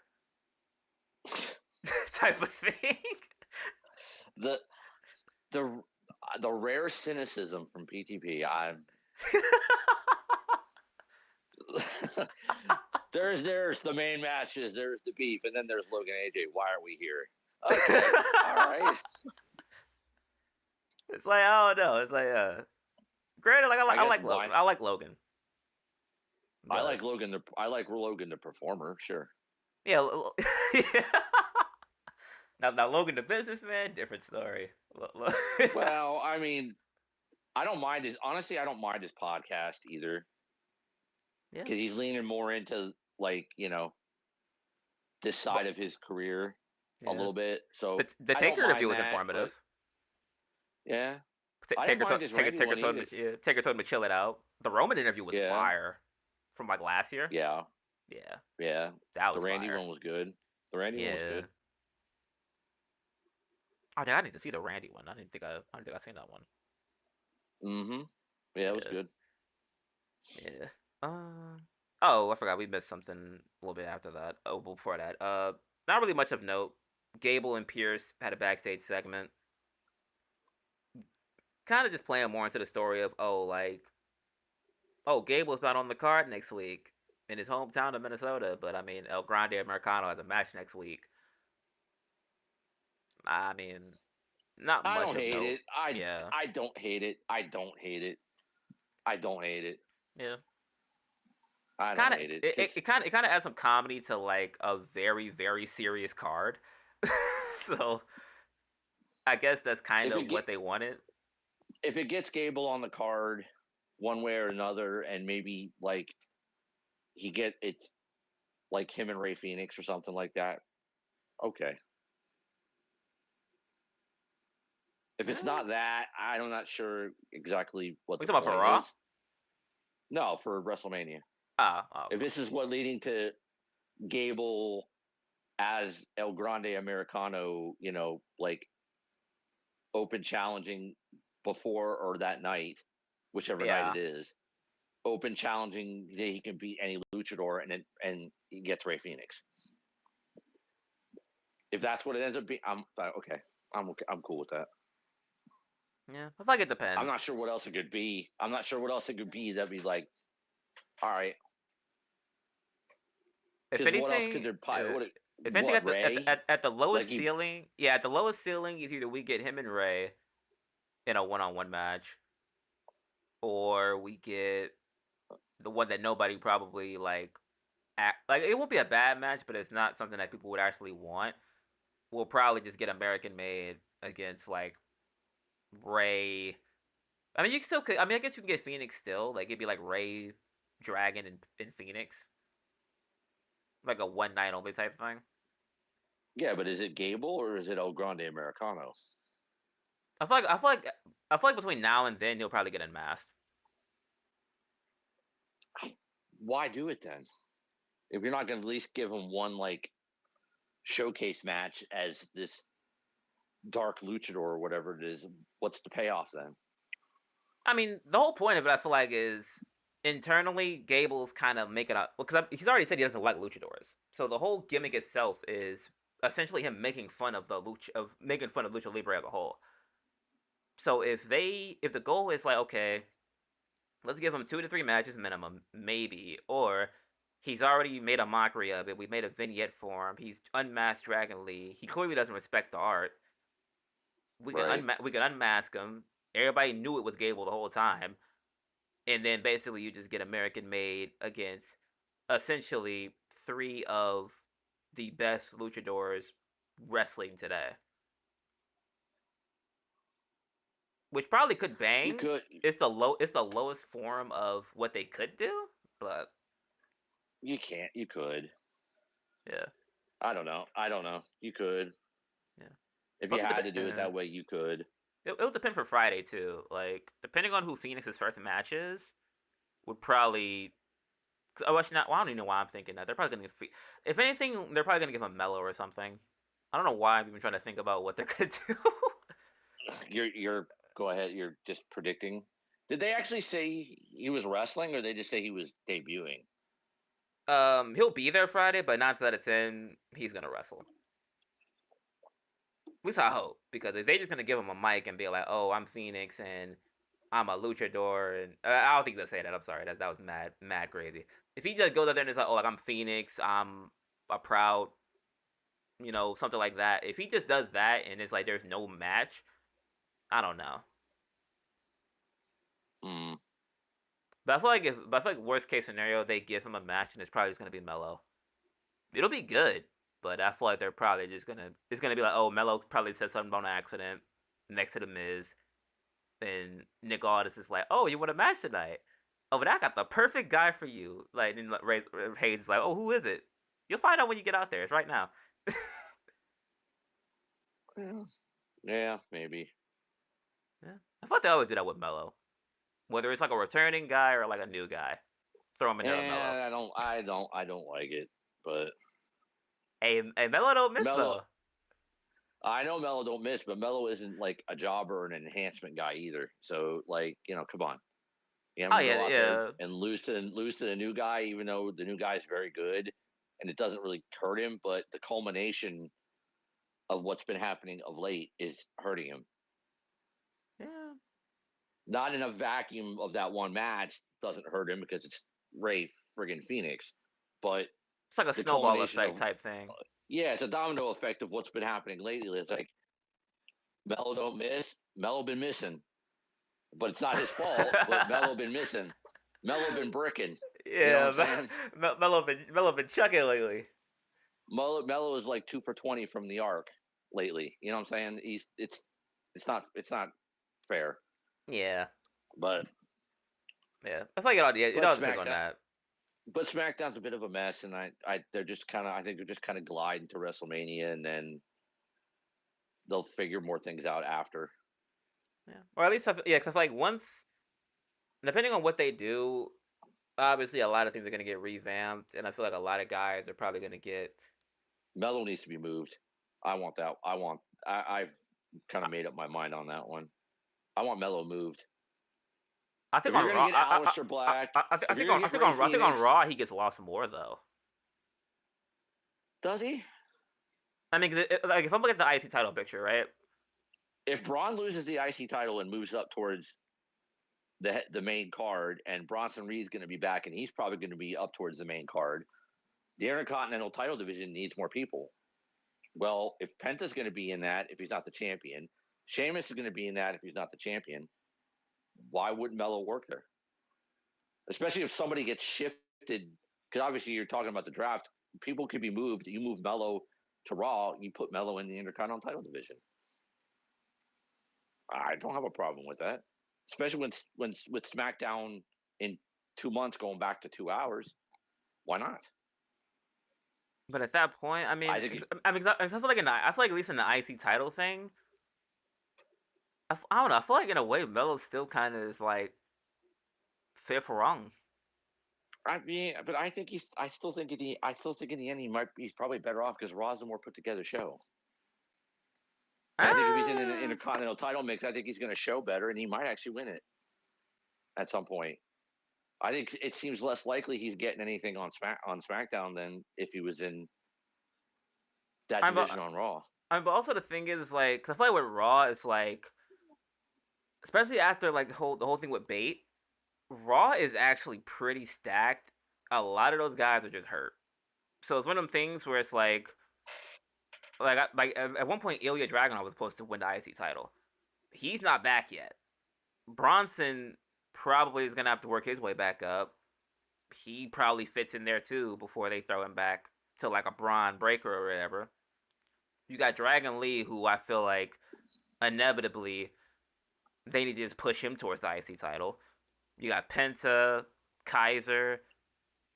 If they once they really get everybody back, that IC scene is just as stacked. And But so, but but how do we know that none of these people are going to be moved to SmackDown? I We mean, don't. but the thing is, though, like Kaiser, I feel like Kaiser's gonna stay on Raw because I mean, splitting him from Gunther, even though they haven't been around each other, I don't know if Kaiser lasts. I mean, granted, I get he's with Tiffany, but it's like, does Kaiser really fit on SmackDown? He could, because how do you know that maybe WrestleMania ends with, in theory, Sheamus is the Intercontinental Champion, and then all this build to with Penta, and then his brother on SmackDown. That depending on when they do the draft, I don't know when they're going to do it. It could be shortly after WrestleMania. It may not be quite as quick after that, but all this build could be to move Penta to be with his brother. Uh, They could. You don't know. They could. no, It's but yeah, entirely yeah, possible. yeah. But at that point, they would go to like more of what you said earlier, as far as like if they're gonna like they had Penta on their roster for multiple for at least like the better half of this year. They've been getting them over and everything. At that point, I, like I said, obviously, like their initial plan was for them to be a tag team. But if anything, it would probably be Phoenix to Raw. But at that point, you've been well, then advertising him on SmackDown. Kaiser's going to go. Kaiser's going to go to SmackDown. They like to keep couples together. I think they'll probably move them. But I mean, they're not really married though. So I mean, is that really, do they get that same leeway? Well, I mean, but they've been together quite a while, and I think they're heading that way at least. I don't understand that rule. It's a new thing where they for travel reasons and whatnot because new company, better image. They don't really if they can keep if they can do the best they can in terms of like wrestlers being in relationships with each other or getting married or whatever it is, it would probably if the company helps them to at least hopefully stay together long term or at least stay together longer and not break up, then this rule of trying to keep couples on the same brand so that they can travel together and be together more, it does make sense with this new image and new company and all of that. It does, because they're supporting couples who are together so they aren't on separate brands and they aren't traveling away from each other and whatnot, and in theory harming their relationship. If they're on the same brand, they can travel together and be together, and it helps. What Kaiser does on SmackDown, I don't know for sure. That's what I'm saying. At Because the that point, mid it's card, like that's what I'm saying. At that point, like if we throw him over, like listen, like aside of the ruling, right?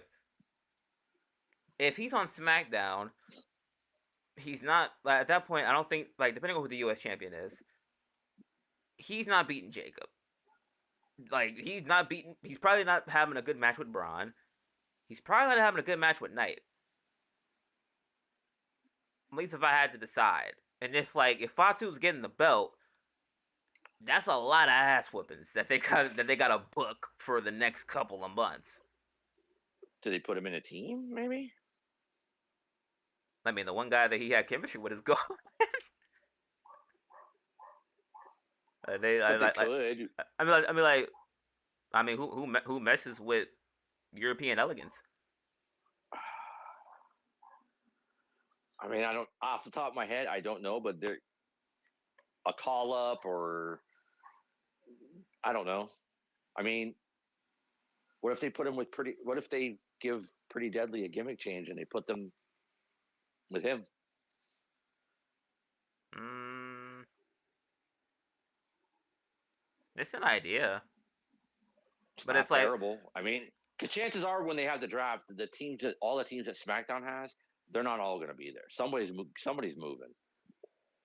I mean, if anything, I feel like the only thing that probably would, if anything, if I had to guess, A Town Down Under is probably the only team that I could think that they would want to like, because like all the other ones have been involved in SmackDown title pictures, except them, because I completely forgot they even, or I guess they like got moved in the swap or whatever. So that was like the only team that I could think of that would have moved because they weren't doing anything with the belts anyway.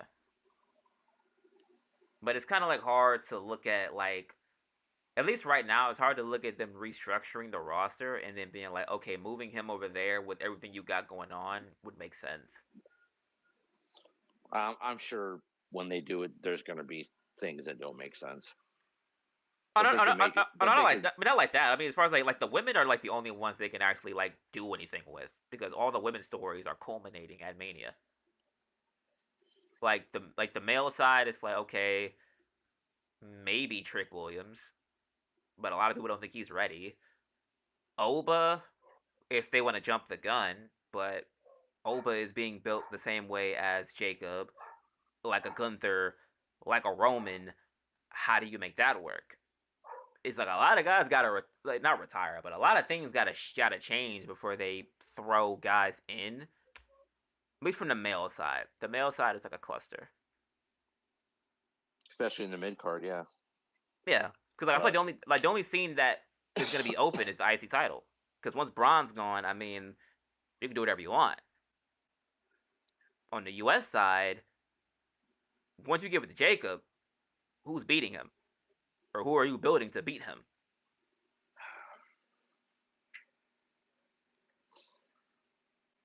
well, I think you're inevitably gonna end up with Jacob and Roman, but obviously Roman's not fighting Jacob for the U.S. title, so it would probably be like a Money in the Bank or a TLC or something like that, where Jacob can lose the title without being pinned. Oh, it's like a ladder match of sorts. Yeah, maybe like we don't know if the bloodline thing is gonna kick back up because we mentioned, you know, uh, Zilla and Hikuleo. What if that picks back up and Jacob screws Roman? So Roman screws Jacob to lose his title, even though he's not pinned, but he screws him to lose it, and then there's your setup for that. Yeah, could be possible. He doesn't have to be pinned to lose it. He could just lose it Yeah, just in a be in the multi-person match. match where he's not, where he's not beaten, and then he goes nuts. Yeah, Could be. yeah. The mid card scene is screwy in general, and there definitely needs to be tweaks. And we also know that you know usually once they do the draft and all that, switch people over. We know SmackDown's going back to 2 hours in 2 months. There's gonna be some cuts too. So there very well could be a couple people that we've mentioned in the last 20, 30 minutes or so that aren't even going to be around in 2 months. So I mean, booking them, yeah. The thing with possible. the thing with that though is that like at least like the guys we were just talking about, like the Ilias, the Tricks, the Obas. That's Well, I the don't think, yeah. yeah. So For, like let's say like those are their future guys, and I don't think they cut Mello anytime soon either. Like if they cut somebody, it would probably just be some random like some NXT never showed up on TV cuts. Or I mean they cut Cedric, but that was kind of just yeah with an he's NXT a cut. vet, but Yeah, it was a vet. Yeah, I mean they already did like they decluttered the women's division because I think it was like Isla and Indy. So I mean, well for as good as Ilya is, and though he's been injured and whatnot, can we really say he's future? if they drop Ilya, he's going to AEW and he's leading the new decade. If they really want to drop him and we get Ilya and Kenny or Ilya and Takeshita, hey, Well, I mean, that's all AEW does is put on matches with no story. So he can go to AEW, make a lot of money, and just have matches with people and no story. there's a ton of stories over there for him. Yeah, but they don't tell him. They tell nah, that's crazy. Their storytelling is pathetic. Like I could fart a better story than Tony Khan's been writing. Sorry, yeah, sorry, AEW fans. they have. AEW's I feel like they have good stories. AEW's. There are some a couple of spots where they're trying to tell a decent story, but like overall, AW's writing is shit. Sorry, AW fans, come shit on me. I don't care, but like the booking sucks. You wonder why you've lost 40% of your audience, and you're almost to the point where you're playing high school gyms instead of full arenas. Tell some fucking stories, people. But I mean, also, I mean, with that, it's kind of like a 50-50 because it's like WWE tells stories, and most of their stories are kind of hit or miss too. And then on top of that, it's Yeah, but like, then on top of that, it's like if the story's mid, and then the match is mid, then it's like, okay, now I'm pissed on two levels.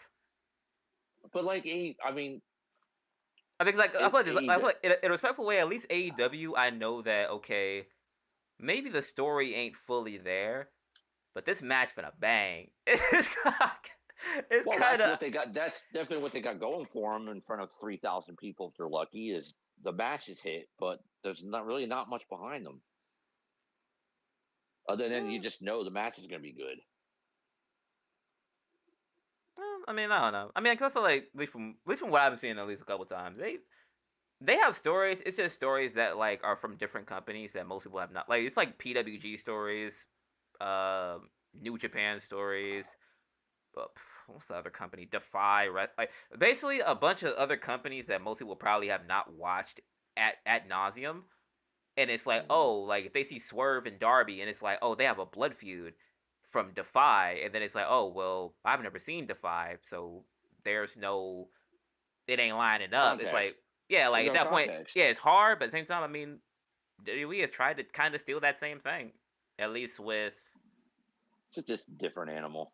It's a different animal. I'm not saying they I won't mean, get better or yeah. improve, or there's not some bright spots, but you can't just have like one halfway decent written story, some thrown together stuff, and then it's like, but our matches are good, because then you're just an indie fed with a TV deal, and it's not. That's not what you're supposed to be. Like, Essentially, they have kind of put that as like Tony's calling card as far as we're putting on like the thing we're doing is we're putting on matches, which is kind of what TNA did back in the day.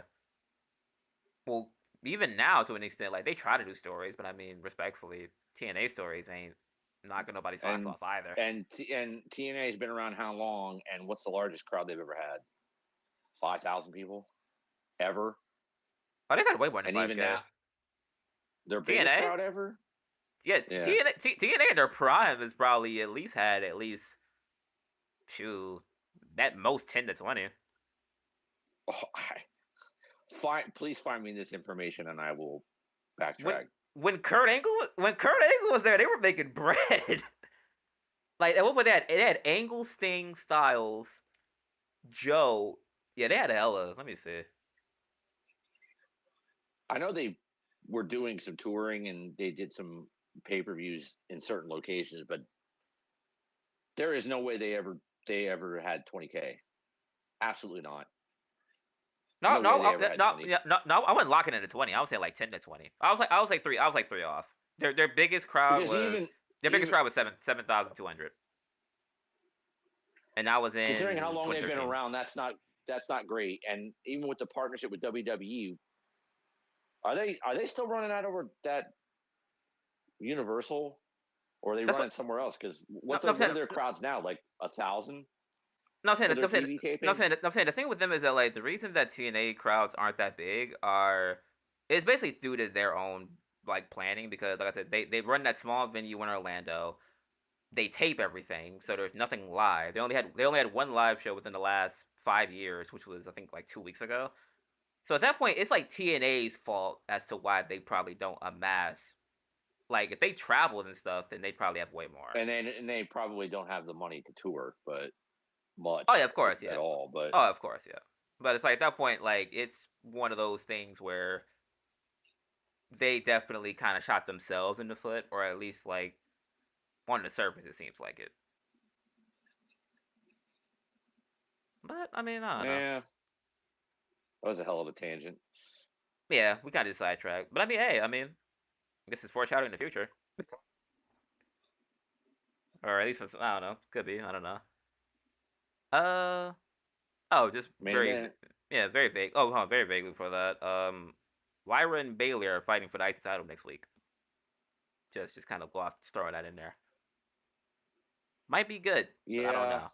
Yeah. Had a nice little story to it. You know, she beat her. She didn't like it. 1-on-1. I guess. Uh, Yeah.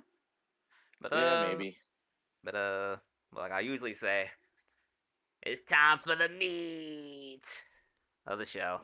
Pause. There's women in the main event. Definitely pause. Wow. We pausing Booker T. No, we're not pausing Booker T. We're pausing the way you said that. Hey, no bread, no water. All right. Let's. All right. All right, Rhea Ripley, Neo Sky, Women's World Championship with Bianca Belair as the guest referee. This match was way better Sloppy. than the first one. No, it wasn't. Wait, you said sloppy? Yep. Like I'll say outside of one spot, I thought they did fine. I don't think it flowed as well as the last one. It didn't. I like they did the reversal thing, and there was a little bit more of like hard hitting, but I don't think it flowed as well as the last one. No. I mean, I don't like the. I expected it. I expected it not to be long because Bianca's the referee, and I figured there was going to be a fuck finish to lead into what we're Obviously. inevitably getting. Yeah. Obviously there wasn't gonna be a winner. Like I feel like most people just know that they're like I said in this case, like you're dragging out something that most people are gonna know is probably your plan to try to like throw people off. Like maybe we get a triple threat, maybe we don't. I mean, it's one of those things where it's like I mean you could do it. I mean you have the right to write it down, but do we have to buy it? Not really. But I mean, No, it's just setting up the inevitable. It was all right. It was all right. Yeah, I mean, I'm into it. Yeah, I mean, like outside of the, I think it was supposed to be like it was supposed to be a Spike Rana, but I think Io's foot got caught. Outside of that, I mean, I felt like they were. There was a drop kick that basically didn't hit, and Rhea flew back and I think out of the ring. Are you talking about the one where she hit the rope and then kind of like they did the clothesline spot? Yeah, Io basically missed. Yeah, but I mean, like, like a toe touched, and Rhea just sold it because it was off. Like I said, it just didn't flow. I don't think it flowed as good as the last one, but I wasn't expecting like a 20-minute banger because Bianca was the referee, and I expected a screwy finish to set up what's inevitably a triple threat match. Yeah. But I mean, yeah, but even though it wasn't 20 minutes, I mean, for what they had, because I feel like the last one they had, or the last 1v1 match they had, it was just them filling each other out, which kind of wasn't really that enjoyable. As far as like they hadn't had a match in a while, and I feel like this one, they tried to up the pace, like they just had more spots in it, like the headbutt midair. They did. The avalanche. I think it was gonna be a Samoan drop, but it turned into like an avalanche crucifix. That was good. I forgot. Oh yeah, Rhea did a Razor's Edge into the knee. She did right. Yeah. Or I forgot what Priest calls it, but probably what she was thinking of. I think I forgot what he calls it. Skip it. Ego's Edge. I can't think of the other one. Shout out Ethan Page. Yeah, like they had I feel like they had a lot more spots going on in this one, and obviously Bianca kind of getting hit 3 or 4 times, and then being like by one and the other, and then she called it. Yeah, but if anything, I feel like they probably, if they wanted to like really sell home the whole Bianca doesn't want Rhea in the match type of thing, I mean Ripley hit her like 3 times, so I mean if she really wanted to just like I think Rhea kicked her. Actually, I think it might be Rhea kicked her. She kind of mushed her a little bit at some point. Yeah, mushed her and like kind of pushed her down a little bit. Or she struck her. Yeah, she struck her. Yeah. Yeah. It's like at that point, like if we really wanted to just have like a DQ finish, you could have just been like, oh, Ripley gets DQ'd because she literally punched Bianca in the face, and then okay, Pierce is like, oh well, I mean, you did kind of get overzealous there, and you abused your power, triple threat. It would have been bad still, but I mean, a double DQ and all you got was a drop kick from EO, I don't really see that as like credible. I think that was like it put her over the edge. Like neither one of them respected her, so they both just like got a shot in on her, and she's like, "All right, I'm done." Yeah. Cause like even like on commentary, they said like, okay, one was clearly an accident. like, like one was probably way more accidental. Well, like the boot was an accident.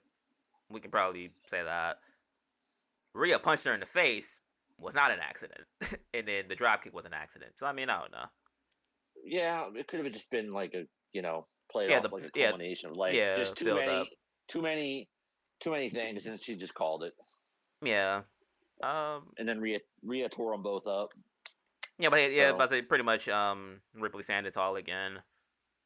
I feel like we know what we're getting. I just wish they. No, this is one where they need to get to the point. Because I feel like we all know it's going to be a triple threat. And as much as I did like the match, the idea of how they're like stringing it along is not really ideal. I yeah, we all know that's what it's going to be. Just call it. Yeah. Yeah, And then, just and, then, call it. and then plus the strongest woman in the match isn't even going into Mania with the championship. Well, Essentially. I think that's debatable. What do you mean by strongest? Strongest booked or actually strongest? No, like strong. Like as far as like if somebody's watching weekly, and if I'm going off of like how they're being shown on a week to week basis, Oh yeah, that's who like, yes, yeah, yes, exactly. yeah. Like to that extent, it's like more or less the person who's literally not even in the match has no, at least right now, has no say in the match, has no involvement in the match. Wrote her name on the contract where there was no spot for her name. She's looked the strongest in what three different occasions, and one of them was in the same night.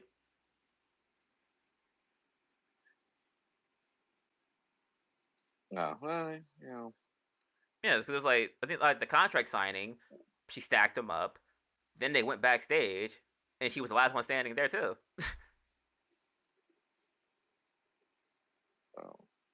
Well, I mean, if this is you know if this is being done on purpose, where Rhea's just busting them up to get into the match, and Rhea, it just looks like well, Rhea's getting the title back, but she doesn't. Then it'll make sense. Yeah, but shoot. No, I I know it's not the greatest, but at least there's yeah. logic to it. Oh If yeah, not she's that, looking but yeah. the most dominant, but going into WrestleMania, and she gets into the match, and it's like, well, a lot of it makes a lot of people like, well, Rhea's getting the title back again, but then she doesn't. Oh yeah, I mean like like as far as like how they're building her, like granted, they could have. I mean they can. I mean like obviously at that point they can do what they kind of want. I just feel like if anything, EO should probably look a little bit better. Because I mean obviously we know what Bianca is, we know what Rhea is.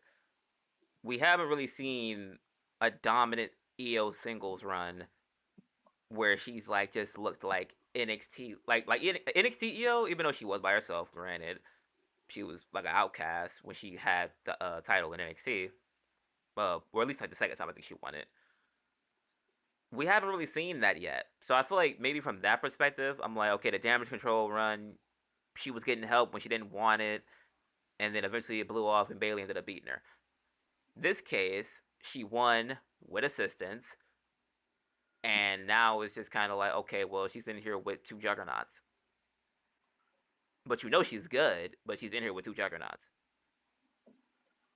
When and she could still come out of this winning, but do you really think she's going to get a dominant run? She deserves one.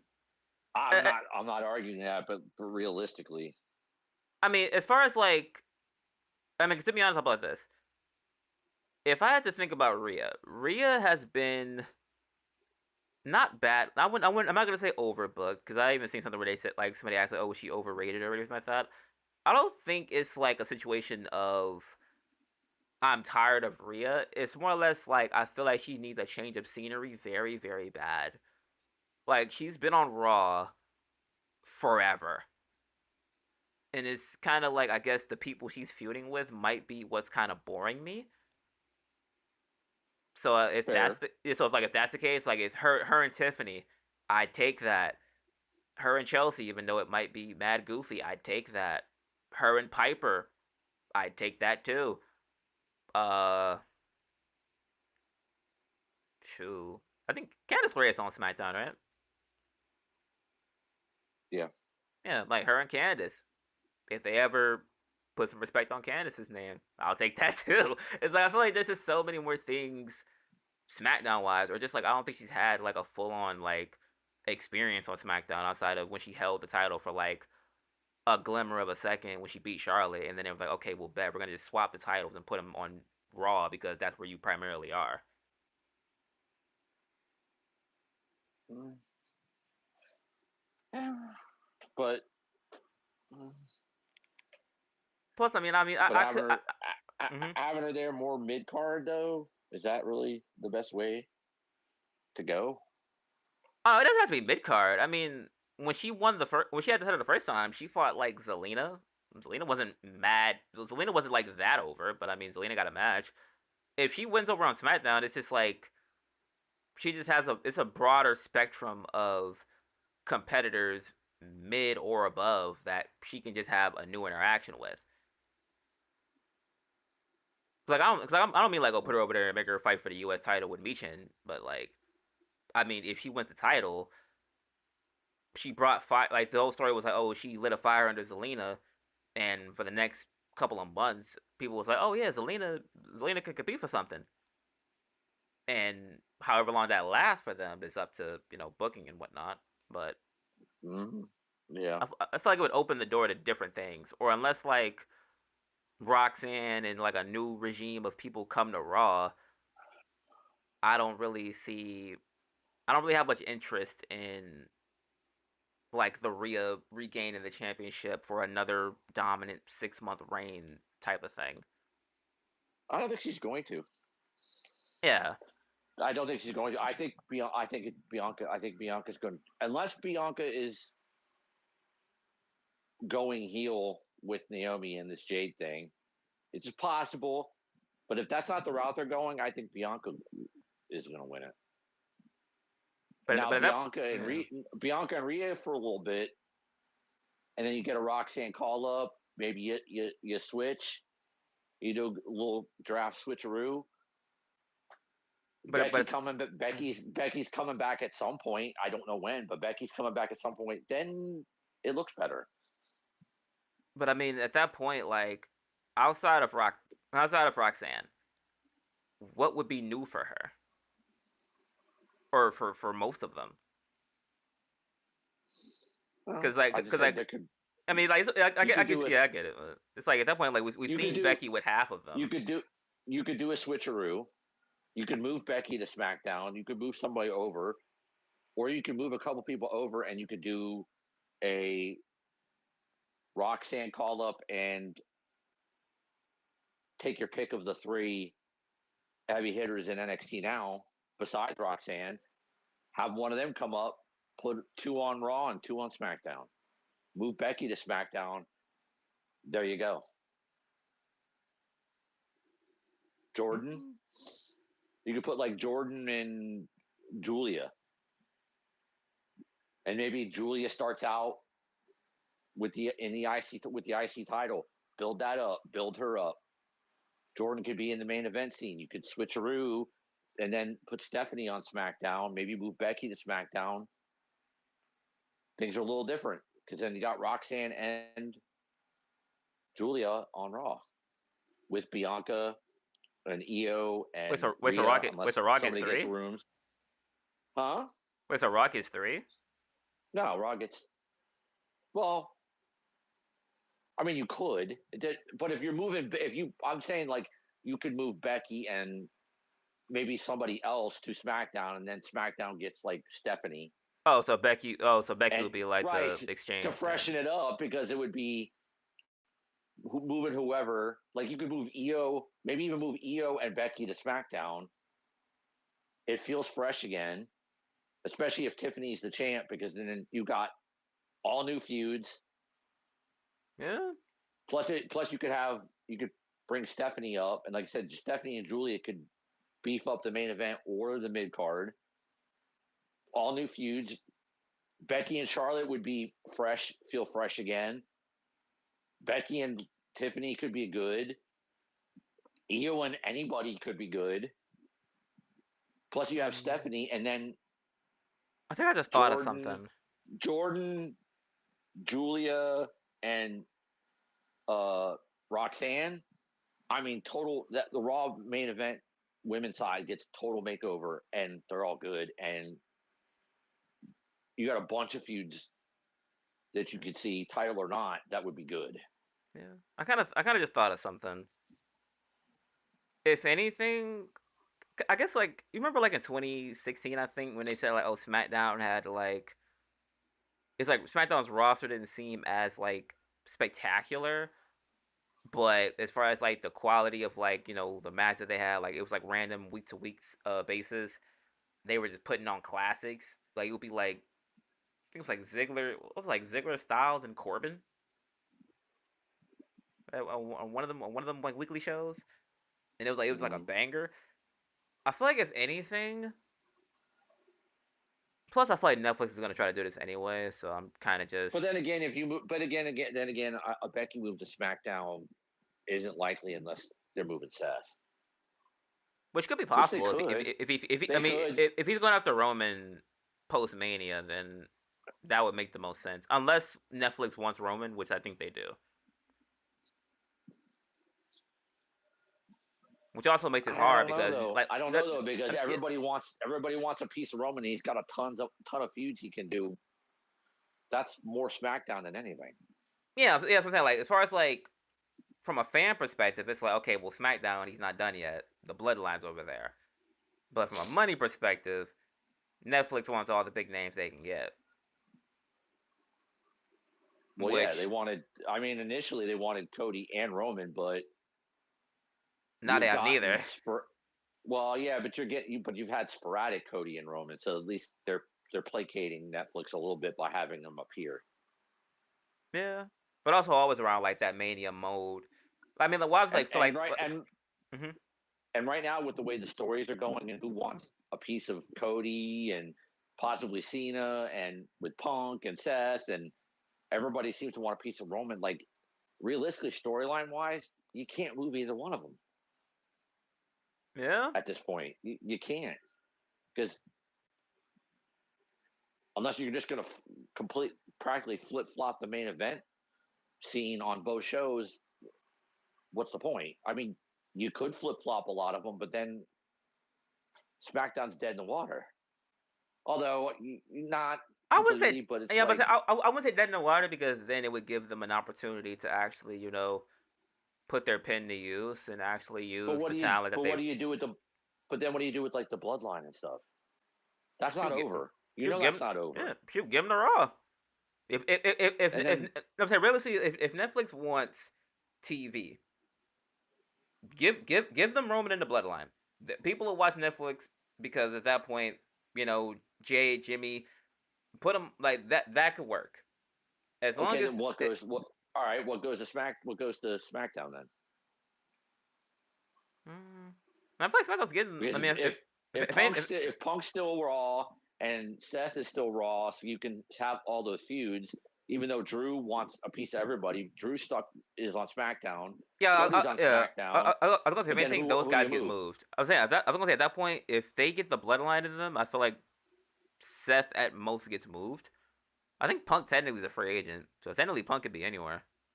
I don't think Punk is a free agent. I just think I mean, Punk really, is just they're just I get it. I mean, I get they're he giving. signed the Raw contract, but I mean, even before Mania season, they were just advertising him for SmackDowns and stuff. Well, could you do because Cody's still SmackDown, Right. so Cena if Cena's the champion, he's SmackDown until he loses it. Although it's Hypothetically, John yeah. Cena, he could. I mean, it's John Cena. He could do whatever the hell he wants. So, Right. um, would it be? I mean, if you move Roman and the Bloodline to Raw so that Netflix is happy, but you keep Cody and you keep Randy and all that, Do you move maybe theoretically? Do you move like Gunther, Braun, possibly if Jay doesn't have the title at that particular point? Do you move all them to SmackDown with I can, Drew and Cody and Randy and? yeah. To be honest, I feel like I could see like if anything, I feel like at some point one of the shows has to have like a actual pulse on the future, because I feel like at least in the month leading up to like this WrestleMania, it made me realize that a lot of the time people say like, oh, these guys aren't over, or like certain people aren't over. It's mainly because if anything, they're just never shown. Like people were just not realizing that Dragon Lee was like exceptional in the ring, and it wasn't even due to like, oh, like maybe he was injured and I just like missed him on my TV. It was like he was just never on it. So at that point, it's like there's guys on the roster, even SmackDown alike, that just aren't getting shown. And I hate to like kind of like run it back, but like that 2016 SmackDown, that put a lot of people on the map. Whether it had been for like a year or like beyond that, it shined a light on people that was like, oh, like this roster kind of bland, but come to find out, they got good I stories and mean, they got great I don't matches. I don't have a problem with them going that way, where it's like SmackDown's like the younger, hungrier, up and coming Like the workhorse brand. guys type of show. I don't have a problem with that. Yeah, but do they do that I now? mean, Is I that mean, they I feel like they've done it before, so I feel like it's always something in the back of their mind. Now, if they pull it they could off, is a whole different story. a 2 hour SmackDown where like your main event is an occasionally appearing John Cena, Cody, Randy, Gunther, Braun, Jay. If Jay's not going to be involved much in the bloodline as it goes forward, because we don't know what they're going to do with that. There's Drew. You could Jacob. Well, no, Jacob's going to be moved. Maybe if you throw a couple people over there and you to build up the U.S. title division, you throw LA Knight in the mix. I mean, ain't bad. Yeah, I feel like It's at that different. point, yeah, I feel like at that point, it's something has to be shaken up, or at least with the idea of once Cena's champion, SmackDown's gonna have to have something that makes people watch, because You I could don't. move Sammy. You could move Sammy too, so you still have Sammy, KO, and all that. Wouldn't be bad. Yeah, like they're gonna have to have something that is like, oh, it's Friday. What makes me turn this on? Like they're gonna have to have some element of that where I mean, if especially after WrestleMania, if Cena's the champion, then realistically, if whether Cody takes time off or not, Cody's right, all they got. If Cody takes time off, you got nothing because yeah, Cody's got time off. Cena's limited dates. Roman's schedule is what it is. So you're gonna you have to got build nothing. something. Yeah, which is kind of the So only thing that worries realistically, me about Cena winning. It's like from a story perspective, it's like okay, yeah, Cena's gonna say fuck wrestling, but then in the back of your mind, it's like, well, damn, we're not gonna see this title for. well, he's got enough. I think he's got enough. I think he's got enough left where he could probably appear once a month plus a PLE. Yeah, and at that point, it's like okay, But you have yeah, if you're gonna it's like feud Cody and Randy, who goes after him? Roman's not around much. yeah, What do you do? or even if Roman is there, it's like if Roman's got his hands full with Seth, there's no title in that. No, That's just pure hatred. So at that point, it's when like, he when he uh, when he shows up, but yeah, I don't even know if you can convince Roman even for the rest of the year to show up twice a month, given his schedule. yeah, could You're still gonna depend. have you're still gonna have dead spots where you're like that the head of the card is Yeah, which I nothing, don't which is why you're having people appear and on swap other brands shows all the time. Yeah, because you're because you're light. Not light on yeah, star power, just light on showing the fuck up. pretty much. No Like every offense. yeah, yeah, I'm not no offense. Roman's earned it. I'm not saying Roman hasn't earned it, but like every once in a while, could you show up 2 weeks in a row? Plus, also, I mean, you I gotta mean, think about it. Like, He did. He did, What, but last I year mean, or this like, year? well, I mean, he just did 2 weeks in a row. Ah, true, yeah. But I mean, it's also like you gotta think about it. Like, I'm not even to like compare the two because I mean that's like a hot topic. But it's like when Triple H was at his most like peak, like I guess you could say like championship wise or gimmick wise, every Raw you saw that man in some capacity.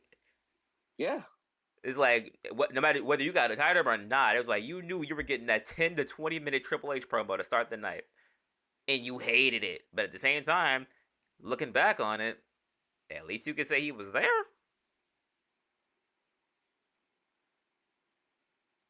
yeah. Yeah. Hey, you know what? Mm-hmm. That's another video idea. Besides the whole that, why don't we do that? What The like du- the W the draft.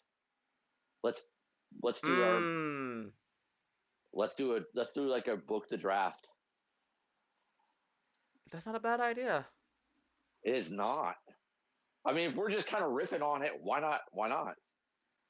Yeah, and then it could be like a foreshadower to be like, okay, like well, when the draft rolls around, Yeah, let's see who actually goes where. yeah. Yeah.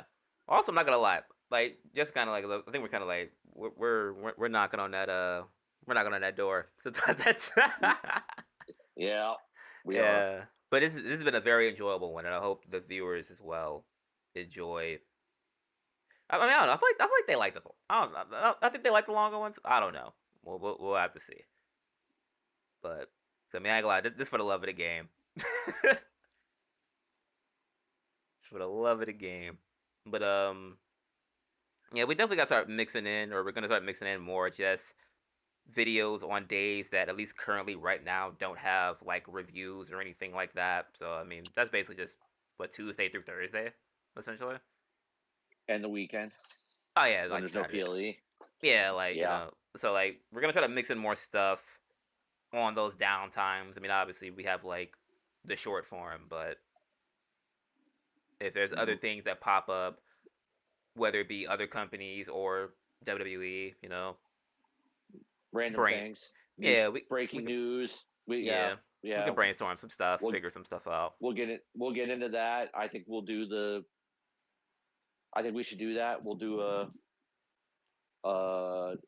not necessarily not a draft prediction, but Like a mock. how we would do it, how we would want to do it, Yeah. how we'd want to do it, and then like we said, we'll do the let's book let's book the night two main event, and then we'll do a video. We'll do a smaller video, obviously not 3 hours. Right. I'm not saying it'll be 2 minutes, but not 3 hours.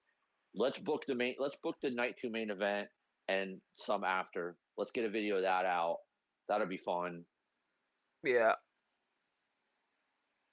Got a lot of things on the docket that Yes, we're gonna put out we're for you grinding. guys. We're grinding. Yes, Grind and no clips. because we are doing very well. Thank you to everyone for the views. I'm not sure how that last week review is. It like could be pushing 1,000 views. I Yeah, don't know yeah, how. Thank yeah. you You to guys are nuts. thank my what if on Randy short video. If you haven't watched it yet, go ahead and watch it. I did a what if on Randy Orton and WrestleMania. That's got like about 700 views. I'm not sure how, but thank you to whoever did. The shorts are doing well. Bless you all for listening, and we're almost at 300 subscribers so soon. Yeah, so about I to mean, say, we yeah. are we Subscribe are if you haven't already. Like we are at yes 277 as of this recording. we so for about a month in, it shows that our hard work is paying off. It shows that we know what we're talking about. If we haven't even done Mania And yet, guys. I'm not even I'm not tooting our horn, but it shows that we know what we're talking about. It shows that people are starting to see that we know what we're talking about. We're fair. We're not toxic. We just give it to you straight. We give it to you funny. At Tight least shit. PTP gives it to you a little out of pocket sometimes. Tight Not so shit. much Tight me. shit. But that people are you're all paying attention, and at least to some degree you're liking what you see.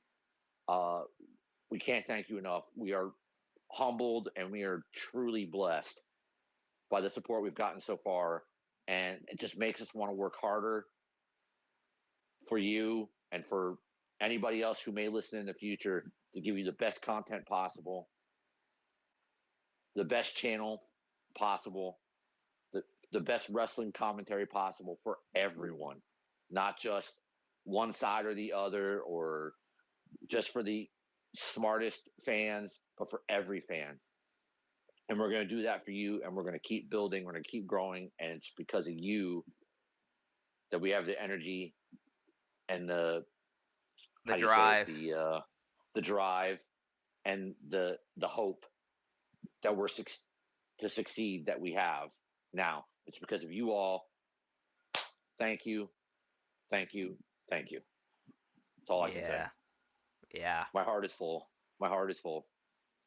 Very much so. Very much so. Very much so. But just to kind of wrap that up once again. Also, I know you guys have liked the short form content, but as far as like the videos and the live stream reviews, such as this one that you are currently listening to right now, like the videos. That it goes a long way as well. As much as you guys watching it and probably sharing it, I'm not sure obviously somebody sharing it because we almost got 1,000, so somebody sharing it. But liking the video helps us out a long way with the algorithm and just seeing like more people seeing the channel. Yep. Subscribe, just subscribe. You know. Comment, even if Oh yeah, even if you crap on us, make a comment, say something. If yeah. you We're probably disagree, we're say gonna read so. it. Yeah, we're gonna read them. We reply them. Almost every comment we've gotten so far on this channel has had either a reply or some type of engagement. Yes. We're not gonna mute you or anything like that. Nope. This is a safe space. Yep. You This is a safe. disagree with us, by all means, say so. You hate our idea, you hate our booking, you hate something, say so. Yeah, Because you know what, haters are listeners too, and yeah. Hey, I got you. even if you wanted to say what's up to Terry in the comment section, you can do that too. There you go. There you go. I was I wondering when forgot that was. last week, but I forget today. What up, dude? Oh Lord. Yeah, but yeah, we get into that time. We've given the wrap up essentially. As Yep. always, we appreciate you guys for listening. Follow us on social media: Twitter at PTP_99, TikTok, YouTube, all that jazz. G. Gino's game on TikTok, Going to Real on Twitter, and of course, I'm also here to chop shop with anybody who wants to. Exactly, down in that comment section. We appreciate you guys for listening. Don't be surprised if you get anything between now and Friday because there's a good chance of that. Yes, And I yeah, think yeah, so. yeah. And we'll see you guys on the next one. Peace. Peace.